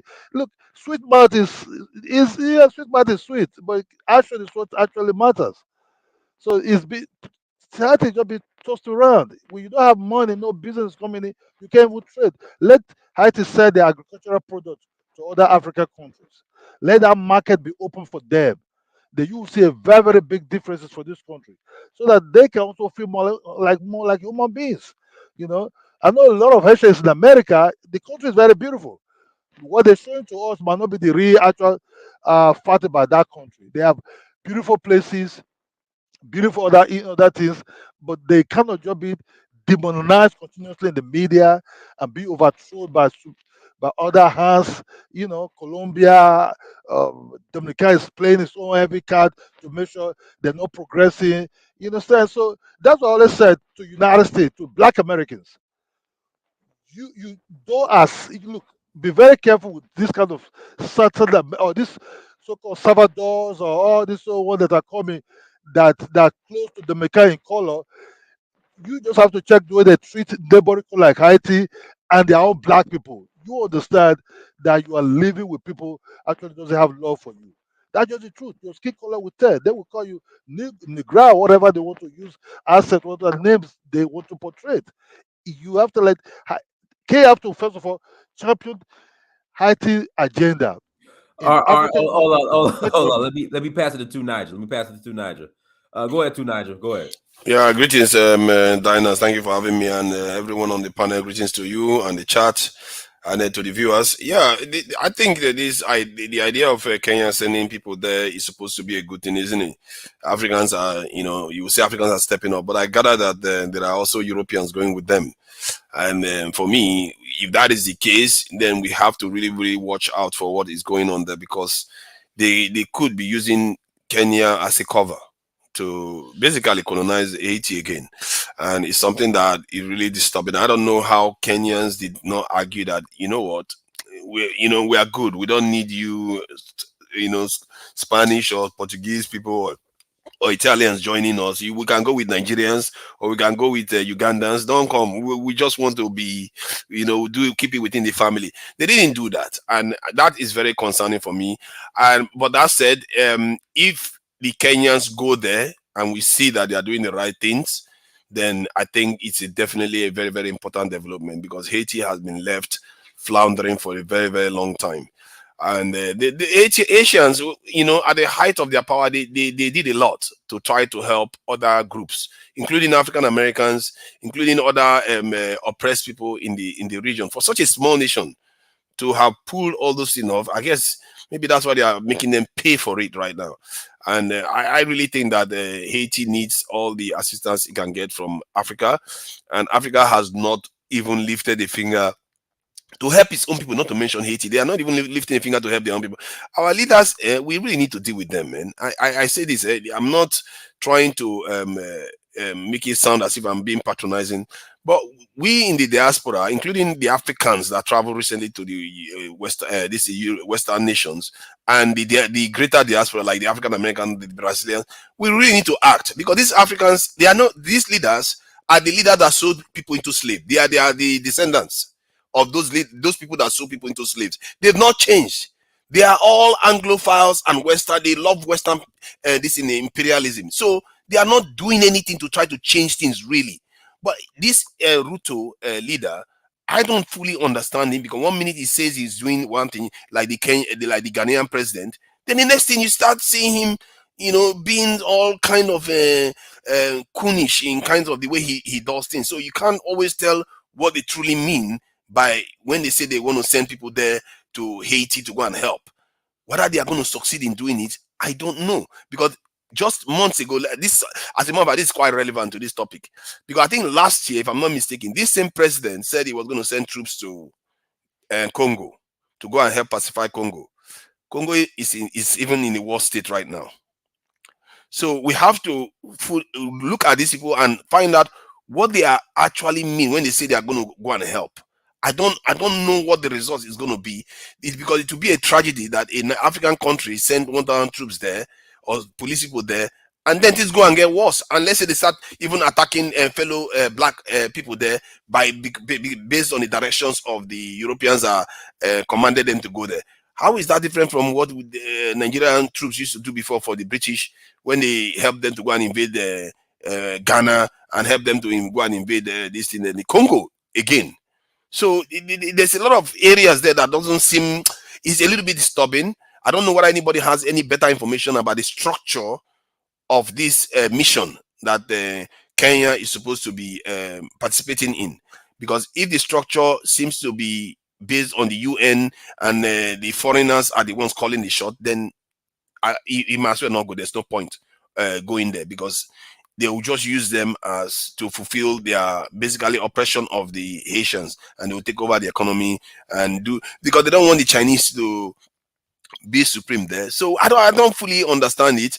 I'm a little bit skeptical about it. But in terms of the visa-free stuff, I think I'm all good with that one. I think Kenya, if Kenya is going to make visa-free for all African nations, I think that is one of the boldest moves I've ever seen in recent times by any African distant country.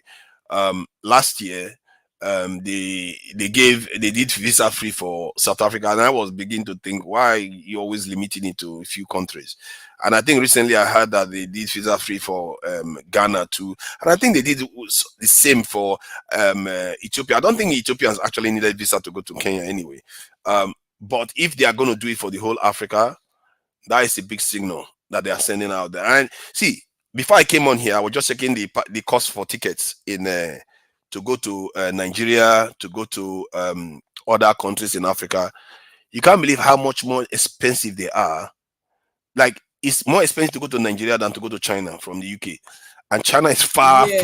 Right. Yeah, I've noticed that too. But also too, Naja, if you fly out of, like, for some reason, from the UK, from France, from Brussels, from Amsterdam, from Netherlands, is expensive. But if you fly out of like Portugal or Southern Europe, it's not as bad. I didn't know that. I didn't know that. But from the UK to America is a lot cheaper to go to America than to go to Nigeria, or like 200 and something pounds. But Nigeria around 700 and something pounds to go to Nigeria from the UK. And even Ghana is slightly cheaper. But the reasons why these things are like that is because our leaders have not done anything to subsidize this in travel, which actually invites foreign investment and foreign exchanges into your country. But our leaders don't do anything. It's like something needs to change on the continent, because fundamentally those leaders that are governing us right now are the same leaders that Europeans groomed during the time of colonization. They groomed them and they handed the keys over to them. Hence, they see their nations as extensions of the colonizers. And it has taken them for a very, very long time. I don't think they've still woken up. Some of them, they talk as if their eyes are awake, but they have not changed. If you look at it, they still go to the World Bank all the time to collect money. Like these Kenyans now that want to go to Haiti, they are going with the Europeans. The Europeans, see, I don't understand how this leader trusts the Europeans for 1 second. They talk about how they want to invade us all the time. Like the UK here, where I sit, a defense minister said they want to invade this in Africa, and he named the countries. Nigeria is one of them, and they talked about how they are going to do it. And when they were talking about how they are going to do it, they said it's through all these aids, do all these things they are going to do. That's what they are going to do. They will put their troops all over the place. The Kenyans, if a Kenyan military has got 1,000 people, and the Portuguese or the Italians or the Spanish have got even 500 or 200, they are still more powerful than the Kenyans, because those lower numbers have higher power, firepower. So you might as well not even bother sending those people there. Don't even go with them. If you want to go, tell them, let it be an African mission. What is the purpose? Why do you have to go? You can Zoom, you can carry out Zoom meetings, and we can do Teams meetings. We can catch up, give you updates. You don't have to send your men, because clearly they have to explain why they need European soldiers in that country. They don't need them there. It's a black nation, and you are sending a majority this black this in a mission there. Why don't you just allow Africans to go and do the job? Just fund them. If you really mean well, just fund them to go and do the job. So I'm really skeptical about it, and I don't like the way these our leaders do things under the table all the time. They should come out openly, talk about this is openly, say, okay, this is the role of this person. This is the role of this or this other, what the Kenyans are going to be doing, and this is how it's going to be. At least maybe then I can make a more informed decision. But as it stands right now, even if there are 5 Portuguese, Spanish or Italian soldiers there, I still consider them more powerful than the 1,000 Kenyans going there. Hence, I'm not convinced that it's going to mean anything good for us at all if they go to Haiti at all. I'm not, because these people have gone to Congo and it didn't make any difference. So what are they doing? I really don't know. I'm just tired of these people. And what we have resolved now is that the diaspora has to start stepping in. The diasporans, the Africans that have left, the greater diaspora, they have to start organizing, because these are our leaders that are at the top. They are just, I don't know whether I will call them lost, completely lost. Their head is not where it's supposed to be. They don't see our people as a people that is worth fighting for. They don't see our lands as a land that is worth developing. They don't see anything. They just leave us there and let all this nonsense happen, and they watch Haiti. All these people go to UN assembly every year in the US. They don't. Do you see them calling black Americans and say, let's have a word with you? Long lost cousin. Let's talk about how we are going to start working together. You don't see them doing that. You will think African leaders will gather together, especially the sub-Saharan ones. They gather together and say, you know what? Let's organize a meeting. Every year we'll be organizing a meeting with the African American community. But you don't see that happening. Nobody is doing it. They don't do it with Brazil. You hear about CARICOM. That's the only one you hear about. There is a lot of, I don't understand it. We have 1.3 billion. Nobody is fighting for us. I really feel bad for our people, because somebody needs to start thinking about that 1.3 billion people, because every other great races in the world have people that are catering for them. You see the Japanese, you see the Chinese, they cater for the Asians very well. The Indians cater for the Indian people very, very well. Europeans, you can tell now, America, NATO and all of them, they are all catering for their people. We are the 4th great race. Who is catering for us? If it's down to what I've seen now is that the ones on the continent, the leaders on the continent, most of them are just gone. It's not just the leaders, the elite class. It's not just the leaders that are like that. The elite class are like that. So it will take the ones with their eyes have been open to the realities of the world to actually make this change. And because the continent is so difficult to make change on the ground, because you can easily be compromised, the ones in the diaspora have the power to make the change. They can start stimulating stuff on the continent that this change needs to happen. We can't keep carrying on like this. If we carry on like this, I'm telling you, there's going to either be another recolonization of that continent, or there's going to be even something worse that's going to come to us on that continent, because there's so much there in Nigeria. I said it the last time I was here. The Israeli official that was in Nigeria, he said, that they will kill to have a land like Nigeria. And that when he said that, I cringed, because they were actually killing people for basically a desert land. They are killing people for a desert land in Palestine. And Nigeria is lush. Can you imagine what they would do to get that kind of land? And what do our people treat the land as? Rubbish. We don't care. Our leaders make us abandon the land, go and die in the Mediterranean Sea. We go and serve with people where we are not going to get recognized. The whole thing is heartbreaking, and our people need to start waking up to this. And those elites in this on the continent, they need to start sidelining them if they are not going to change their mind. If they cannot change their mind to realize that you have to cater to your people, you have to plan so that your people will do well tomorrow. You have to secure your people. You have to stop people from exploiting your people constantly. We are not saying you should go and hate the world. We are not saying you should not be welcoming to people, but it doesn't mean you should allow your people to be exploited repeatedly. This stuff is damaging our people. My own life, I came here to the UK, and most of basically on my half of my life, I've been in the UK. What has that done for my people? The only thing that I've done for my people is just to send a little bit of money, and because I'm a little bit conscious, I actually employ people on the continent. But most of us don't even do that. We left the continent fallow, and the whole thing is going to fall apart because other people, believe in me, they see a lot of things that they love on that continent. I don't understand. How can we have so much? I don't even know how we still have it. I'm even surprised because given the kind of mind that I have, how do we even still have all these resources? I'm telling you, if God was favoring any people, God has favored us more than he has favored any other group of people. The fact that we are still standing today is a miracle. And we cannot take it for granted that we are going to keep on going like that. We have to take our destiny in our own hands and start changing it. And the ones in the diaspora, that's where it's going to start happening. I'm doing my own bit already. I'm talking to a lot of people that that I talk to on the Nigerian space. Sooner or later, if you don't plan, if this leader don't change, there has to be a backup plan. Otherwise, we are doomed. It's just as simple. I don't want to go on forever because this whole thing. Okay, yes, you don't have to. Let's pass to Jonathan Miller. Go ahead, Jonathan. Yeah, this whole idea of the Kenyan people going over there to Haiti is bullshit. At the moment, I consider Kenya to be nothing more than a U.S. puppet. Ever since that William Ruto dude got into power, he sided with the U.S. over everything. He stayed into Israel. They recently booed a person that had on a Palestinian scarf inside the Kenyan assembly. He was going hardcore against Russia when the whole little shit with Ukraine popped off.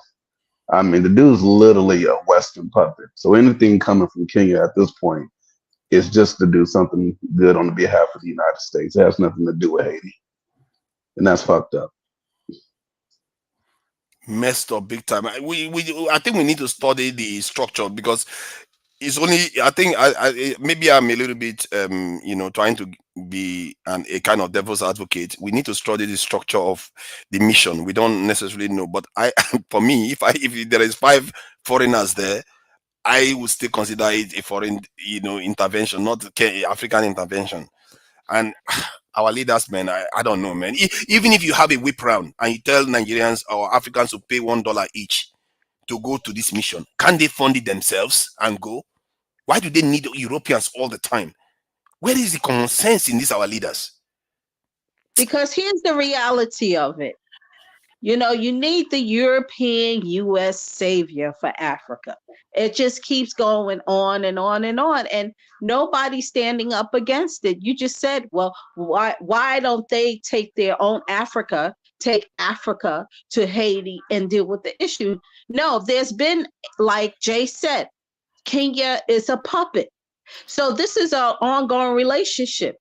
And it says, let me read you something else. It says, as an example of terrorist activities, the lawmakers noted that Al-Shabaab, the militants, had launched a pre-dawn raid January 5th, 2020 on the airstrip used by the U.S. and Kenyan militaries. Now that's 2020. Located on Kenya's coast near its borders with Somalia, killing 1 U.S. service member, 2 American private contractors, and destroyed 71.5 million millions of U.S. government resources. So the U.S. government resources on Kenya's airstrip 2020.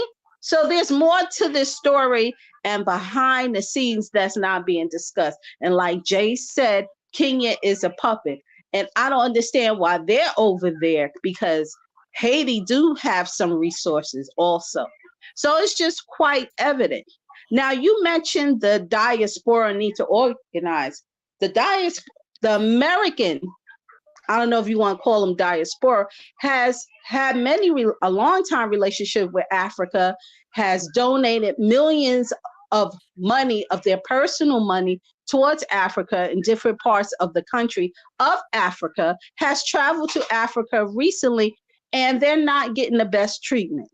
No. Whether others, There's no money. There's no money. Black America did donate money to no country. Don't stop. yes, they do. Which country? They do put millions. They have put millions of dollars in Ghana. There's a few people who have invested in the hotel industry in Ghana. I'm talking about their celebrities have put money into different parts of Africa. But you're saying, hold up, let me speak. C'est un problem. Even before that, look at the things that happened in South Africa, Mandela. They have went to the White House, established relationships to, I guess, sort of intervene. This is what I'm reading. This is what certain things I know. And I know because they felt at the time, years ago, that Pan-Africanist movement was established to help Africans, because the American diaspora felt that they were descendants even of the slaves, but they still felt they wanted some connection with Africa, and they wanted to reach out. And I can say that a positive thing for the US diaspora.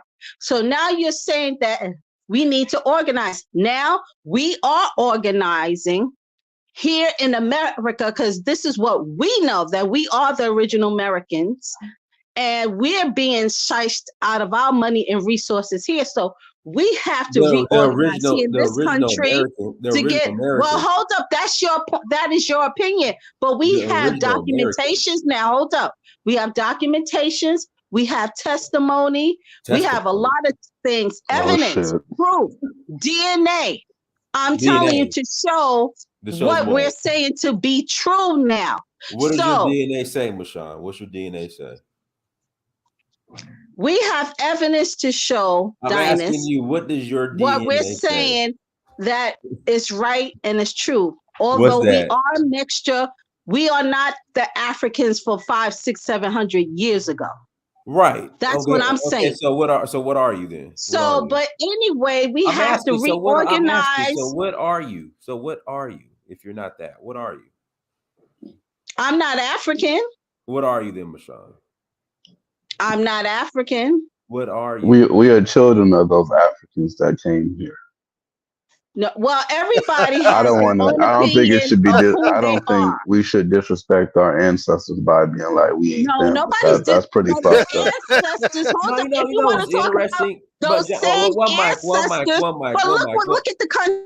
I believe in the FBA empowerment, AWS empowerment. Hold on, but one mic, Jonathan. But don't do that to our ancestors. You know what's interesting, Jonathan? Why is Africa the mess? Hold on, one mic. You know what's interesting, Jonathan? And I guarantee you that the majority of these Black people who are claiming to be Native Americans, if they take a DNA test, they will have more white European admixture than anything Native American. I believe it. So just claim. I mean, even the idea that we were all mixed together. One thing that a lot of people like to say is that we were bred, they bred us. We got African in us, whether you like it or not. Embrace your African. Why would you? So what are the Native Americans? They're not white. Did you know that? I mean, I hate to say it. I feel like this. I know a lot of Black people that claim Native American. If you ain't getting one of them Indian checks, copper color people are. Just don't claim it. Brown, dark-skinned, brown people of this land. Madam, please. I understand you're from the other side. But when I'm trying to say hold on. How do you look? You were talking about Black Americans were giving money to Africans. You don't have. They did. Hold on. Not only to Africa, but to other nations and countries too. You just come here to underrate the Africans, to insult them in a way that you feel like. How is that insulting you? Hold on, you're not different. You're not different from. Many of us had donate towards a lot of causes for Africa, and not just for Africa. You look. You're not different from. Hold on, what you're I'm not different saying from. to you, you're Hold on. president. Hold on. You want to force you are not different from Dominican who are dealing with these Haiti people also. You see, Haiti have problem by bothering people like you who have like your mind. Can you Which is Dominican. come on, Ola? That Hold doesn't on. sound fair. It Now, doesn't sound I fair just at No, want all. to say we about don't have to be. Haiti. We can be polite and also not to be No, polite. but just go to You the understand point, me? though, because I When don't I'm know what saying, you're trying to say. hold on. When I'm saying this is Haiti needs business, trade. Africans have to do more business with them. Okay. You understand me? The Africans, I mean West Africans, and the Congolese have to do more business with that country. Let Haiti also trade with Africans also. I would say it's going to be difficult because most African leaders are puppet, like Ghana president and this Kenya president. But they have to find a way to force this free trade business with that country. They allow this country also to travel freely to sub-Saharan Africans to integration, symposium, meeting. Also, by knowing their own brothers. You understand? That's why I say Haiti is at least 98% Africans. You understand? Yeah. In their DNA. The black that lady that is speaking that might be 80% African. But Well, no, that's my no. point. That's my point, Ola. She takes a DNA test. It's going to show majority Okay, so African. listen, Then it's what going I'm to show. saying, are you saying Then it's going to show being that we European. okay, Dynast, let me say Yeah. something to this man. Are you saying being that because somebody mentioned ADOS, right? The American descendants of chattel slavery, the indigenous people of the land of America, which built this country. Now, are you Indigenous saying you need to America. be in a relationship, hold up, with the ADOS American as far as trade is concerning? Well, the US is the US, but we have ADOS. We have a flag too. Are you saying there needs to be a relationship with us established so we could trade amongst each other like we did back in the 16, 15, 1400s? What? Yeah, I have Do you no get clue. what I'm saying? We You have no mentioned clue. trade, you mentioned organizing, and you mentioned ADOS and the diaspora organizing. So that's my question to the panel. Are you ready? And when it comes to organizing, doing some type of trade business with ADOS, who do consider themselves the original America? Oh God. Oh. Outside of, I'm serious, outside of the Holy United shit. States. God damn, come on now. I give a lot of shout out to Because the SBA and United ADOS. States is Please don't getting tell what me they this is want the to get. viewpoint. And they're railroading actually and taking advantage. I won't say that. Look, But they are doing what they do in your country though. And everybody's leaving Africa. I'm talking about Africans are leaving Africa by the droves. The Haitians are running from Haiti by the yeah, droves. they're not. Who's I helping want to them? say something though. I've been to like a village out there in Warri. Well, outside of Warri, it's called East Felipe. They got a whole beautiful, nice hotel. When you walk in, they got Black Americans all over that motherfucker. I don't think Obama should be there, but he's there. Like they honor us around the world. I don't see the reason why we dislike the people that we come from. Nobody's It's saying kind they of weird. dislike the people. Like It's just that I think right now, adults need to focus on strengthening who they are and their land and for their family and children as a people in I this think that nation. ADOS can do that. I think Black Americans can do that, and we can do so with our African counterparts and Caribbean counterparts at the same time. Wouldn't it be nice if African Americans set up businesses and we have manufacturing in Nigeria and Haiti and Jamaica, and we're all making money together? But I've got a question. The thing is Isn't that better? Let me do this. Let me pass it to BD because he's go ahead, BD. Jeez. Unmute yourself, BD. Hey, how are you, Prince? I'm doing well, man. How are you? I'm fine, thank you. Long time. I greet you and everybody. First of all, thank you for all your good work, Prince. I greatly appreciate it, man. We really appreciate you, brother. I appreciate it, man. Thank you. Okay. And I greet everybody on the chat, brother Ola, Papa Tunaija, and everybody else speaking. I can't stay too long. I just want to ask one question. I was wondering, are the two brothers that are from Haiti, are they still on the chat? Well, Lumumba's not from Haiti, but he's Haitian, but he's not from Haiti, but he might Oh, be. okay. He's Yes, kind of raised I'm still here. I'm still here. Okay. I'm just going to ask this quick question, then I'm going to jump off the line and I'll listen for your answer. I've been doing some research on the history of Haiti, and what I've come to understand is that the undercurrent of the conflicts that's been happening in their country, there's an undercurrent going back to the time of the revolution of two societies that exist in Haiti, particularly the Bizangos and the Makaya societies. I was wondering, can you speak to that, the effects and consequences of that division that happened in between those two societies, and is there any possibility of any peaceful reconciliation between those two societies so that the Haitian population can move forward? And that's my question. I'll hop off, and thank you for letting me on.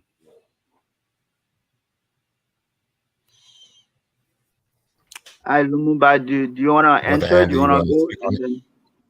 then go ahead? Go ahead, and then I can add to it after, Lumumba. Okay, that's fine. Great question. That's a very African question, because both the Bizongo and Makaya come from our African roots.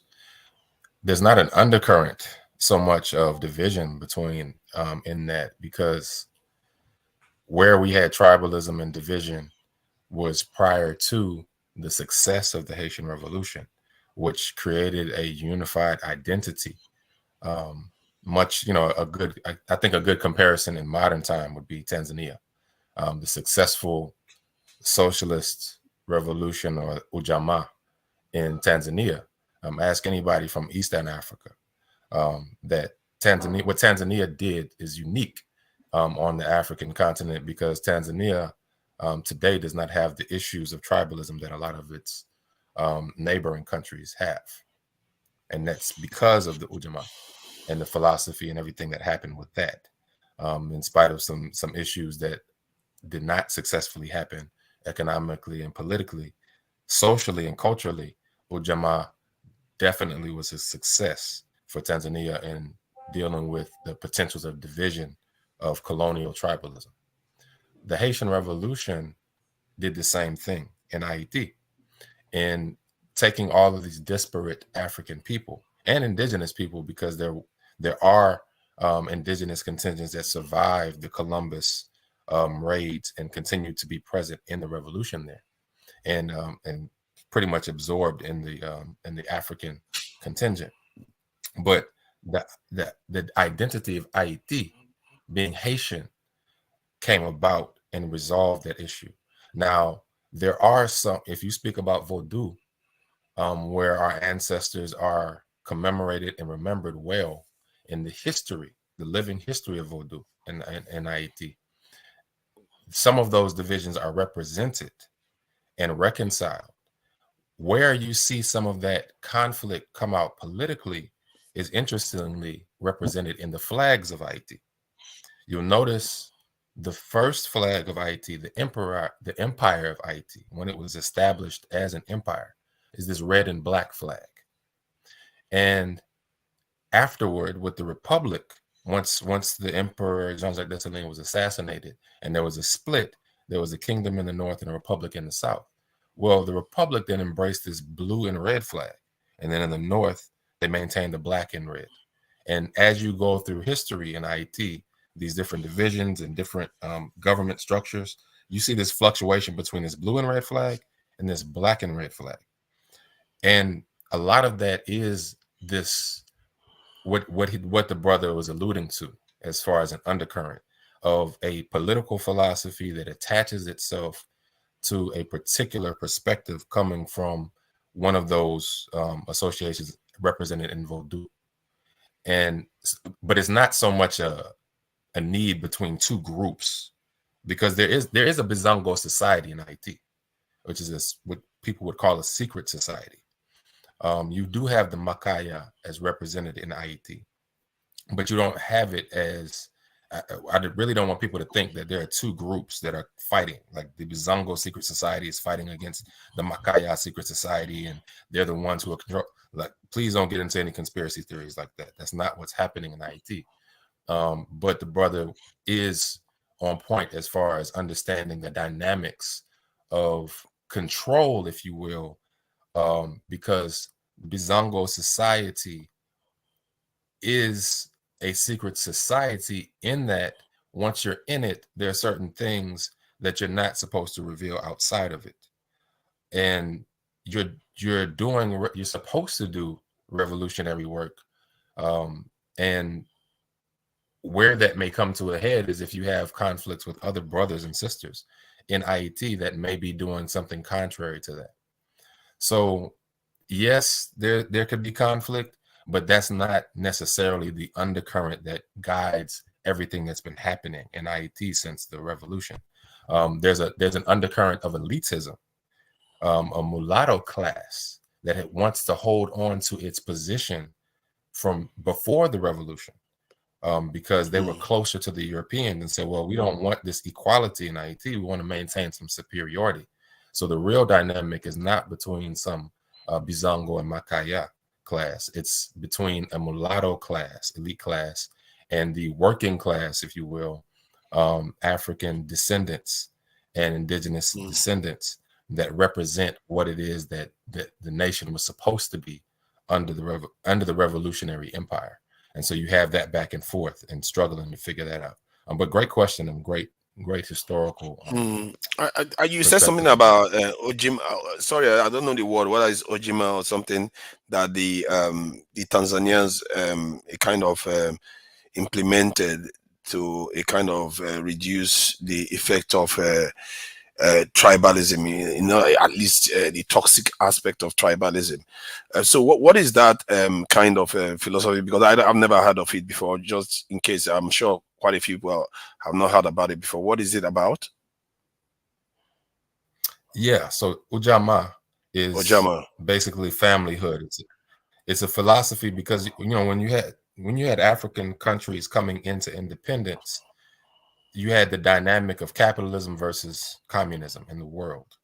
And a lot of the African countries leaned toward communism because capitalists were the colonizers. So economically speaking and politically philosophy speaking was like, well, we're going toward communism. Number one, because capitalism colonized us, or capitalists colonized us. And number two, because we recognize in communism something closer to African traditional culture of communalism.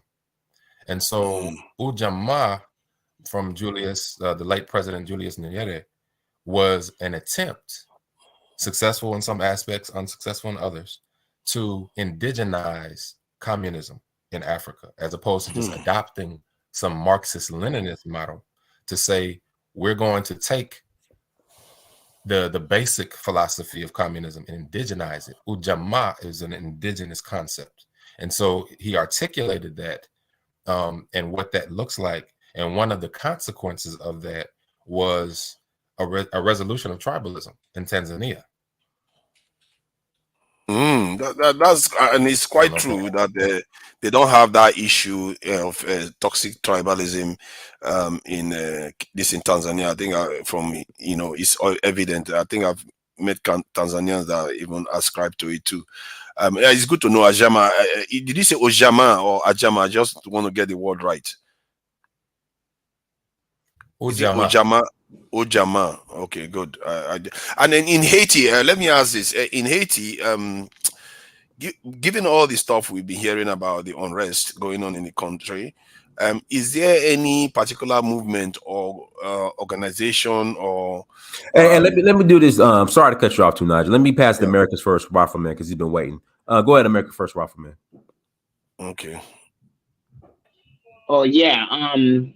Thank you. The only thing I'm going to say about a lot of what everybody's been saying about Haiti is okay. First thing, the gangs and what I think about the politicians. First things first. I've seen a lot of the stuff about Cherizier and stuff like that. I've seen both sides. I'm just gonna err on the side of like, unfortunately, it's looking like Cherizier knows how to govern more than the Haitian government knows how to govern. And so, me personally, at this point, if a gang can keep their territory clean and provide services to their people, they're better off doing that because at this point, the Haitian government's not serious. They're wholly corrupt and they're just not reliable. Like they're not an institution at all. It shouldn't even be considered an institution.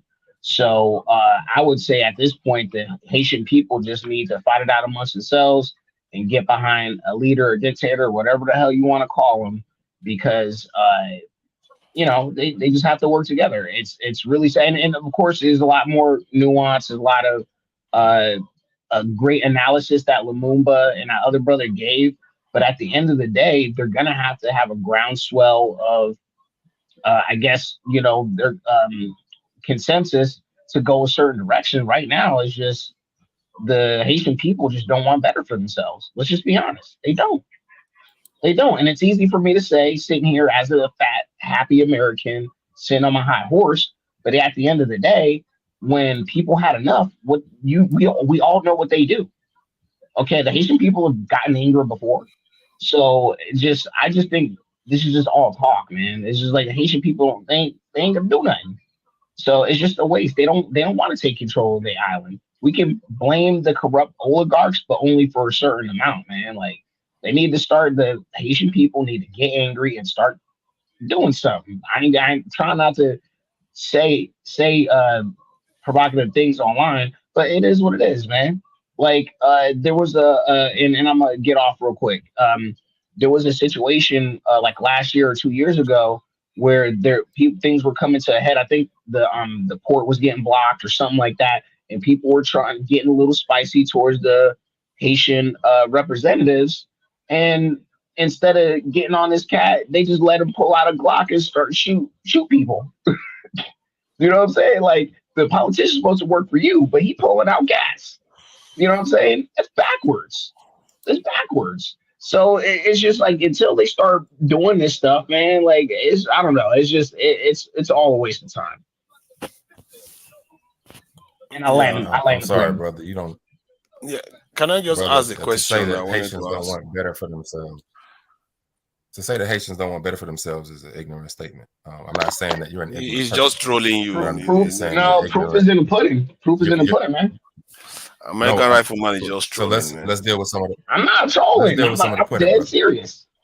I'm dead serious. No. Well, I the just thing want is, you have to understand. let's clear up some of the ignorance because if you realize that, for example, with the gangs, if the gangs are terrorizing the people and you say, well, they don't want better for themselves because they're not getting angry, you have Haitian contingents that have burned gang members alive in Haiti.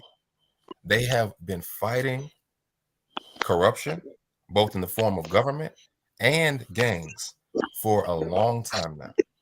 So I'm just saying you're ignorant of that fight because you're saying that Haitians don't want better for themselves because they're not fighting against these forces. The majority. Haitians I'm are not fighting saying against there's these forces every day on the Lumumba, I'm not disagreeing with you. I know there's Haitians fighting the good fight. There's always somebody going to do that, but the vast majority aren't behind those people. Because if they were trying to fight the good fight like those people were, we would hear more about more gang members being killed and about more of the stuff in the right direction that you're talking about. So Bro, the mass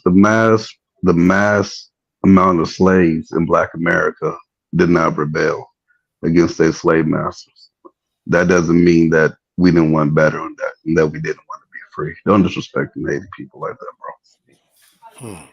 Oh, well, I mean, it is what it is. You can get mad at the statement, but races and other groups of people, they get tired of, they want better, they do better, and they risk it all. The Haitian people got to risk it all, like your life and everything. They ain't got nothing to lose. I know it sounds harsh, but it is what it is. You have so many Haitians who are risking it all and organizing it and not getting paid for it. They're not getting paid. They're organizing every single day. I talk to brothers and sisters who are doing just that. That. And Risking it Lumumba, all. You got brothers, Well, and as who far are as they like people organizing migrating for?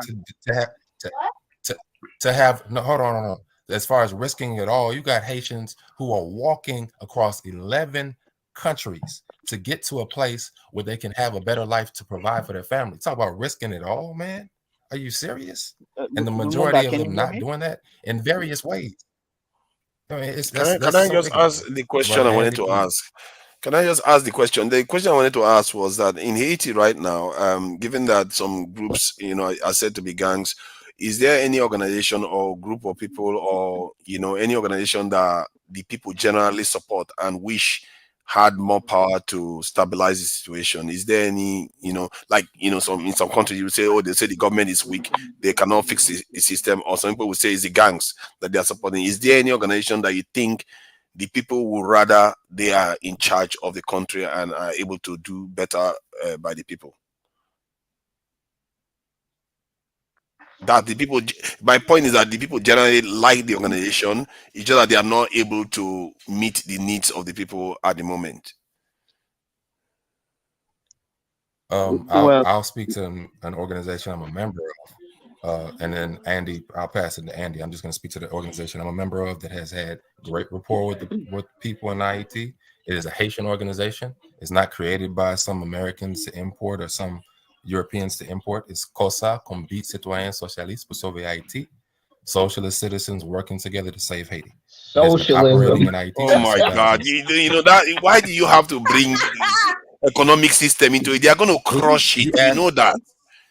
Fucking It's not. socialism. It's not. It's not colonial, brother. It's indigenous to the island. You asked the Socialism question. is not It's an indigenous to black organization. See, people. Stop that what I shit. what I will say to you The is that organization. if I'm to advise is that we have bigger fishes to fry right now than worrying about economic systems. We want to stabilize. That should be your only ideology. You want to stabilize your people and give them a future. And if you start signing up Do to you know what? Do capitalism or you know what? socialist system, you're taking Do you know? sides. Because you're laughing, I'm going to ask you a question. Do you know what Combit is? Combi. Do No, you know what? sorry. Any of you who laughed, do you know what Combit I is? didn't laugh. I'm not laughing about this at all. No, I'm not. That's why I'm not. I'm only speaking to those who Spell laughed. it. You said Tonight, I Quimby or respect what you Quimby? said. Konbit. Combit. Okay. No. Is that Creole? Okay, brother. America's First Rifleman. You know what Combit is? Please enlighten us, sir. Okay, so Combit is a Haitian philosophical perspective on getting work done together. If you were to lay that out as far as how that works, then we're talking about something indigenous. It's something that's compatible with socialism, which is not European. Socialism was not created by Europeans. Socialism is just an articulation of a political philosophy and an economic position. Then That's don't a call it colonial socialism. If it's position. not European, then don't It's call from it Jews in socialism then. Eastern Europe, bro. You crazy as hell, bro. Come on, don't call it socialism then. And okay, you say that they support you, but do you have a large? Does your organization does it have a large following? That my point, the question I was truly asking was that if you have there's an organization that has a large following, but just not powerful enough to stabilize the country. The reason why I ask this is that if there is any kind of organization that, like, let's say the Kenyans go there and they can fall behind to stabilize the nation. You see what I mean? Because that way the lift is a lot less. Not right now. Not right now. There's no organization. Well, not that I know of. Maybe Lumumba might know of, but not that I know of. Because a lot of them, as soon as there is someone, a leader that part of that organization, they always try to buy them, okay, or kill them. Wow. Yes, Let me pass it to. Yes, I agree 100% with Brother Andy. Let me pass it. There's not one single organization that you're going to identify. It's got to be a number of organizations. The only reason I mentioned the one I'm a member of is because I can speak to the work that we do in IET. And you say it's that nobody in IET is arguing over semantics over socialism. That's an outside thing. You guys can sit on the outside and say, "Oh, you shouldn't say socialism." Is that what Haitians are saying? You asked about people in IET. Nobody in IET is sitting down saying, "Oh, socialism is European. We shouldn't use that term." You could say that, and I respect your position in saying that. But it was Haitians who decided to name it that. It's Haitians who and decided to organize as such. And so if you're and sitting from Lumumba, the you can outside to give say, example oh, also. Haitians shouldn't use that term. I respect it. It's just that I feel like we have bigger fishes to fry than to be worrying about economic systems. I think we really need to be fighting. We fight like water to save our people. No matter what system it takes, you shape yourself to save your people. Because when you start a kind of having an idea that okay, this is what I belong to, you might miss the mark because it might require something else. We have bigger problems here. Mike, let me pass it to Calderon. He's been waiting. Go to Calderon. Yeah, what's up, everybody? Hey. Yeah, I just want to ask you something to the Haitian guy because I think you said something in French, right? I think there is an Asian guy in the panel. Is it? Yes, yes. Well, I think Yeah, brother Lumumba L. said something about Combit. Yeah, it can be that one. I just want to say something I'm going to be very quick. I don't want to sound disrespectful, but when I look at the Caribbean, I look at all the West Indies economy, they do pretty well. Everybody's doing pretty well. Why is Haiti struggling compared to the other island? I mean, why? You're the only one. Haiti is the only island that's been struggling economically. I mean, come on, it's been 200 years. I mean, you should give an example to the whole West Indies. You should be struggling. You are the first island to be independent. So you should give the example. Why are you in this situation? Why? Look at Bahamas, Virgin Island, Jamaica. They all do. I mean, they have some social issues, but Haiti is the only island that got that who is in that situation. I mean, you cannot sustain in that situation, my brother. I mean, the whole West Indians, I mean, they start despising you. Dominican Republic don't want you in their territory. Jamaica, I mean, you start moving to Jamaica now, Puerto Rico, Bahamas. You should be an example after 200 years, brother. I mean, come on, man. I mean, why even Africa stood step in your island to solve the issue? I mean, I don't understand. I'm African myself, and I really don't understand why. Kenya. Haiti has been free because they rebelled, and then they've been sanctioned for years, and they still sanctioned to this day. Y'all African countries just got free 60 years ago. They were pretty much already developed over there, and then the French fucked it up when they left. The UK, the rest of that shit was just Blame the destroyed. white man. How do you blame the white man? First of all, how you blame the white man? No, I don't want to hear about the white man. I'm done with that. I'm done with that. Let me go ahead and explain it. It sounds so dumb to hear a black man from America talking about the white man. I mean, you read the same damn history books I read in school, weirdo. Did you not? I think both sides have a point. I understand to an extent when people say, okay, stop blaming the white man. But there is also understand when people say, okay, the European also affected our outcomes. Because let's say you have a property and you left the windows open and somebody comes and robs you. So are you going to say just because you have responsibility to lock your window that you should excuse the person that came and stole? Both sides are accurate. The Europeans affected, they did stuff to us, and we also are ultimately responsible for what is happening to us. But I don't like the tone you are taking, that you expect an island like Haiti that was so brave, that did such brave things beyond their time. Brave about what? Brave about what? Because they defeated two powers in the world. That was 200 years ago, brother. Yeah, but that's my point. They did that then, and they are being punished for it today. They paid for that stuff. Do you know what it takes to do all that? And they are just an island. We have a whole continent. What have we done? Jamaica's an island, my brother. But Jamaica is not. Is Jamaica doing that well? Jamaica is a Western puppet island. Bahamas is doing better. All the West Indies are moving on economically. Expect Haiti. Come on. They're not doing that well too. You're making it look like they're all doing better than Nigeria. They'll never blame Haitians for their wrongdoing. They'll never blame Papa Doc and their other ineffectual leaders that bleed their country dry. They'll keep blaming the white man. Blame the leaders. Blame the Haitian leaders who do freak all, who sacrifice their own people. They are the real bastard in that situation. It's the leaders. The Haitian leaders. Listen, I'm African myself. I'm Congolese, right? My parents are from the Congo. Yeah, we're supposed to be one of the most prosperous country in Africa, but we are the second poorest. It's got nothing to do with a white man. It's got to do with the evil leadership in my country. So is Haiti. So the evil white boogeyman is both things not are correct. Who irrelevant. do you think is empowering those Europeans? Come on, those are your leaders. Look, It's stop the blaming Europeans that are the empowering them. Europeans. I'm done not with that. blaming them. I said we are ultimately responsible, but it doesn't Thank mean you they are very not much. doing something to you. Yes, sir. Let's stick to the script. Yeah, instead of always blaming the European or whatever. Anyway, I'm done with you guys. And take off yourself. My brother, Hey, this guy. Calderon.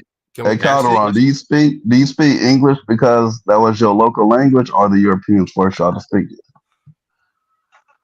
Look. All This right. is Can that can guy I from ask you a Congolese. question? That guy from Congolese is a typical Congo was a puppet to other countries. And if you're not a puppet, Haiti have no friendly border country. Dominican Dominican never want to see Haiti progress. If you have a friendly border country, you can achieve whatever you want to achieve. The other island close to that country, their mindset is different. They don't like black people. And if you're far away like that, just look at Niger. When Tinubu said, "Oh, we will invade them," what happened? The people from Sokoto and other Nigeria said, "No, don't go there. You don't try to go there." All those plans of invading Niger stopped. But let's assume Haiti have a country like Nigeria and Niger. You see, things will progress. The sanction Nigeria put on Niger is not really working. They still trading with them. They still passing the other route to trade with because they are related. Haiti and Dominican are not related. These people, Dominican being kind of like heavily mixed, heavily. They think more like Spanish. You understand me? So sitting down in the table and thinking how to destabilize Haiti is always in their target. It's always in their mind. You That's understand me? true. So don't cause of why they not progressing? Jamaica is not bordering a weird kind of country that doesn't have the same color like look. This color of a thing matter a lot when you're dealing with people. You understand me? It matter a lot. So don't just like I said this. That's what I said. The best Kenya would have done for Haiti.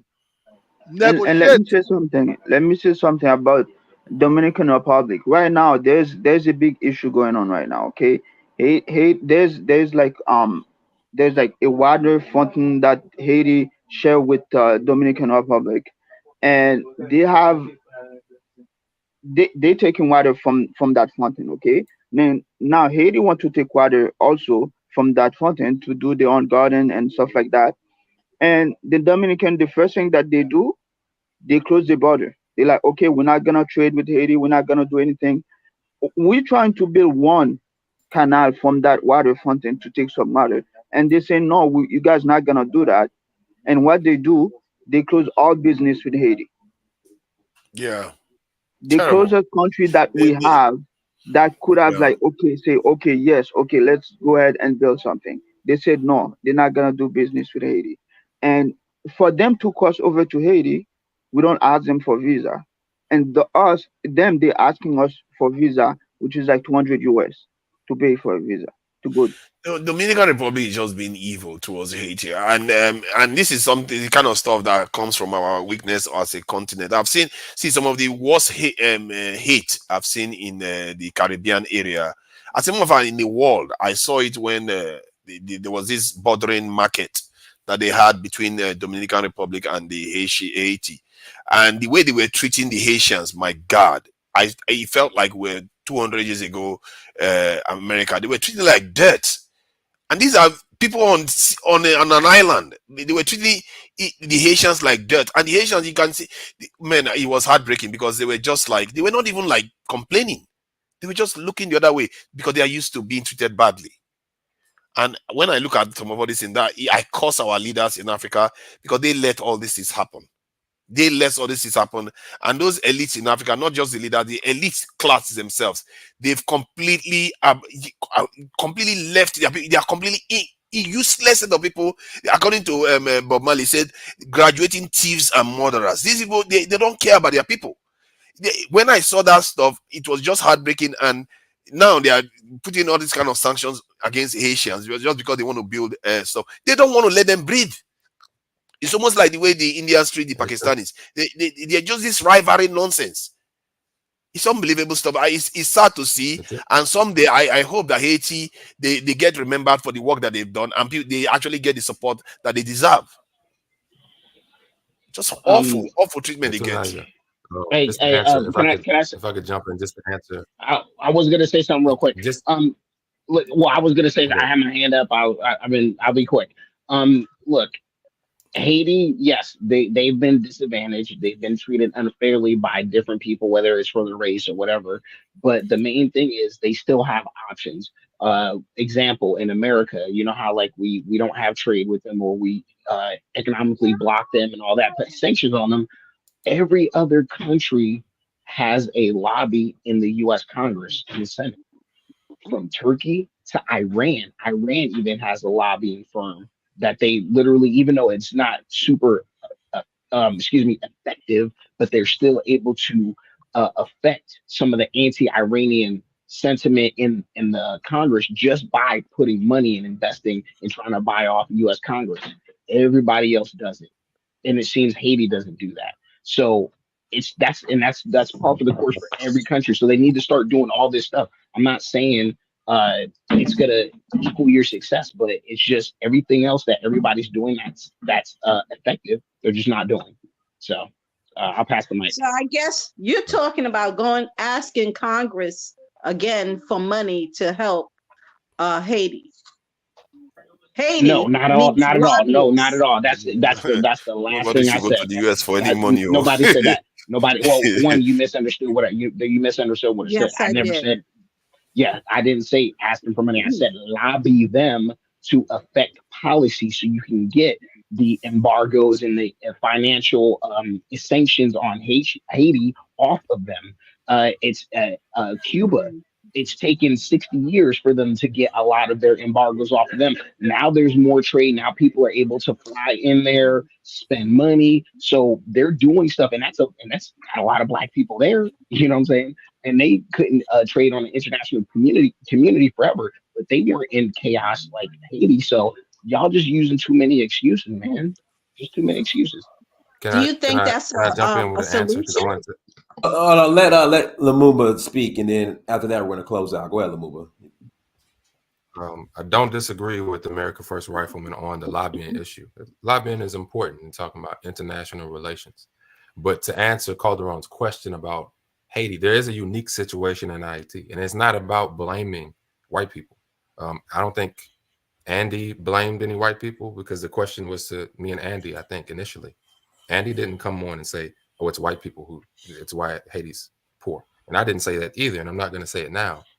Haiti is impoverished uniquely compared to any of the other nations that Calderon talked about, because it has been at war with imperialism for over 200 years, and it's been at war with itself for over 200 years.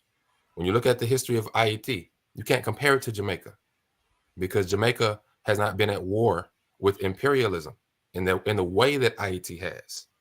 Haiti, from its inception, gave aid to South American countries for their independence and to end slavery. It gave aid against the enslavement in the United States prior to the Civil War, to end enslavement and for independence against Britain. It gave aid to Ethiopia so that Ethiopia would not be colonized against the Italians. It even gave aid to Greece so that Greece could knock off its colonial masters. Unbelievable. It gave aid across the Caribbean to end enslavement. And all the while, you have infighting in Haiti, where people like Pétion and Boyer were trying to negotiate with their European fathers to get recognized by Europe and sold the nation out. So now we see. So I'm not even blaming the Europeans for the independence debt, because it was Haitians, mulatto class Haitians, who reached out to the kings of Europe and said, hey, recognize us. We'll pay you to recognize us. And then the Europeans said, no, that's not enough money. You have to pay us more. And they agreed. And so when we talk about, we can't just say France owes Haiti reparations. It does. But we also have to acknowledge that mulatto sons sold out Haiti to France. And you have that dynamic going on where you have Haitians who continue to sell out Haiti to Europeans. So we're not blaming Europeans. There are sellouts among us that continue to betray us and impoverish us. But that's not the only issue. The other issue is, for over 200 years, Haiti has been sacrificing itself for the liberation of African people around the world and oppressed people around the world, not just African people. And so that Haiti has paid a heavy price for that. So you can't just sacrificing for everyone else and being betrayed. You also cannot. And they really have done. They punched above their weight, and it's really, for me, it's really heartbreaking to be hearing some of all these things, and yet the same group of people that Haiti did so much to help, what are they doing? What are they doing? And this is a kind of natural cost that we are heaping on ourselves for not acting. We have a continent, a massive continent there with a lot of resources, and we just leave Haiti to its fate. I left it, although I did hear that Nigerians used to send police officers to Haiti to train Haitians, because the Nigerian politician went to Haiti and donated money during the earthquake, and he met Nigerian police officers training Haitians police during that time. That was a long time ago. But one would have expected a lot more from African countries in terms of Haiti. Haiti is a symbol. You see what I mean? So it's not just a nation now. It's a symbolic nation that did a lot to try to help the other parts of this. If Africa just did half, just a quarter of what Haiti tried to do, we will not be here, I assure you. All right, guys, we're going to close out. Everyone, thank you so much for joining. Like, share, subscribe. But till next time, family, Dynasty Mirror, search for Haru. Peace.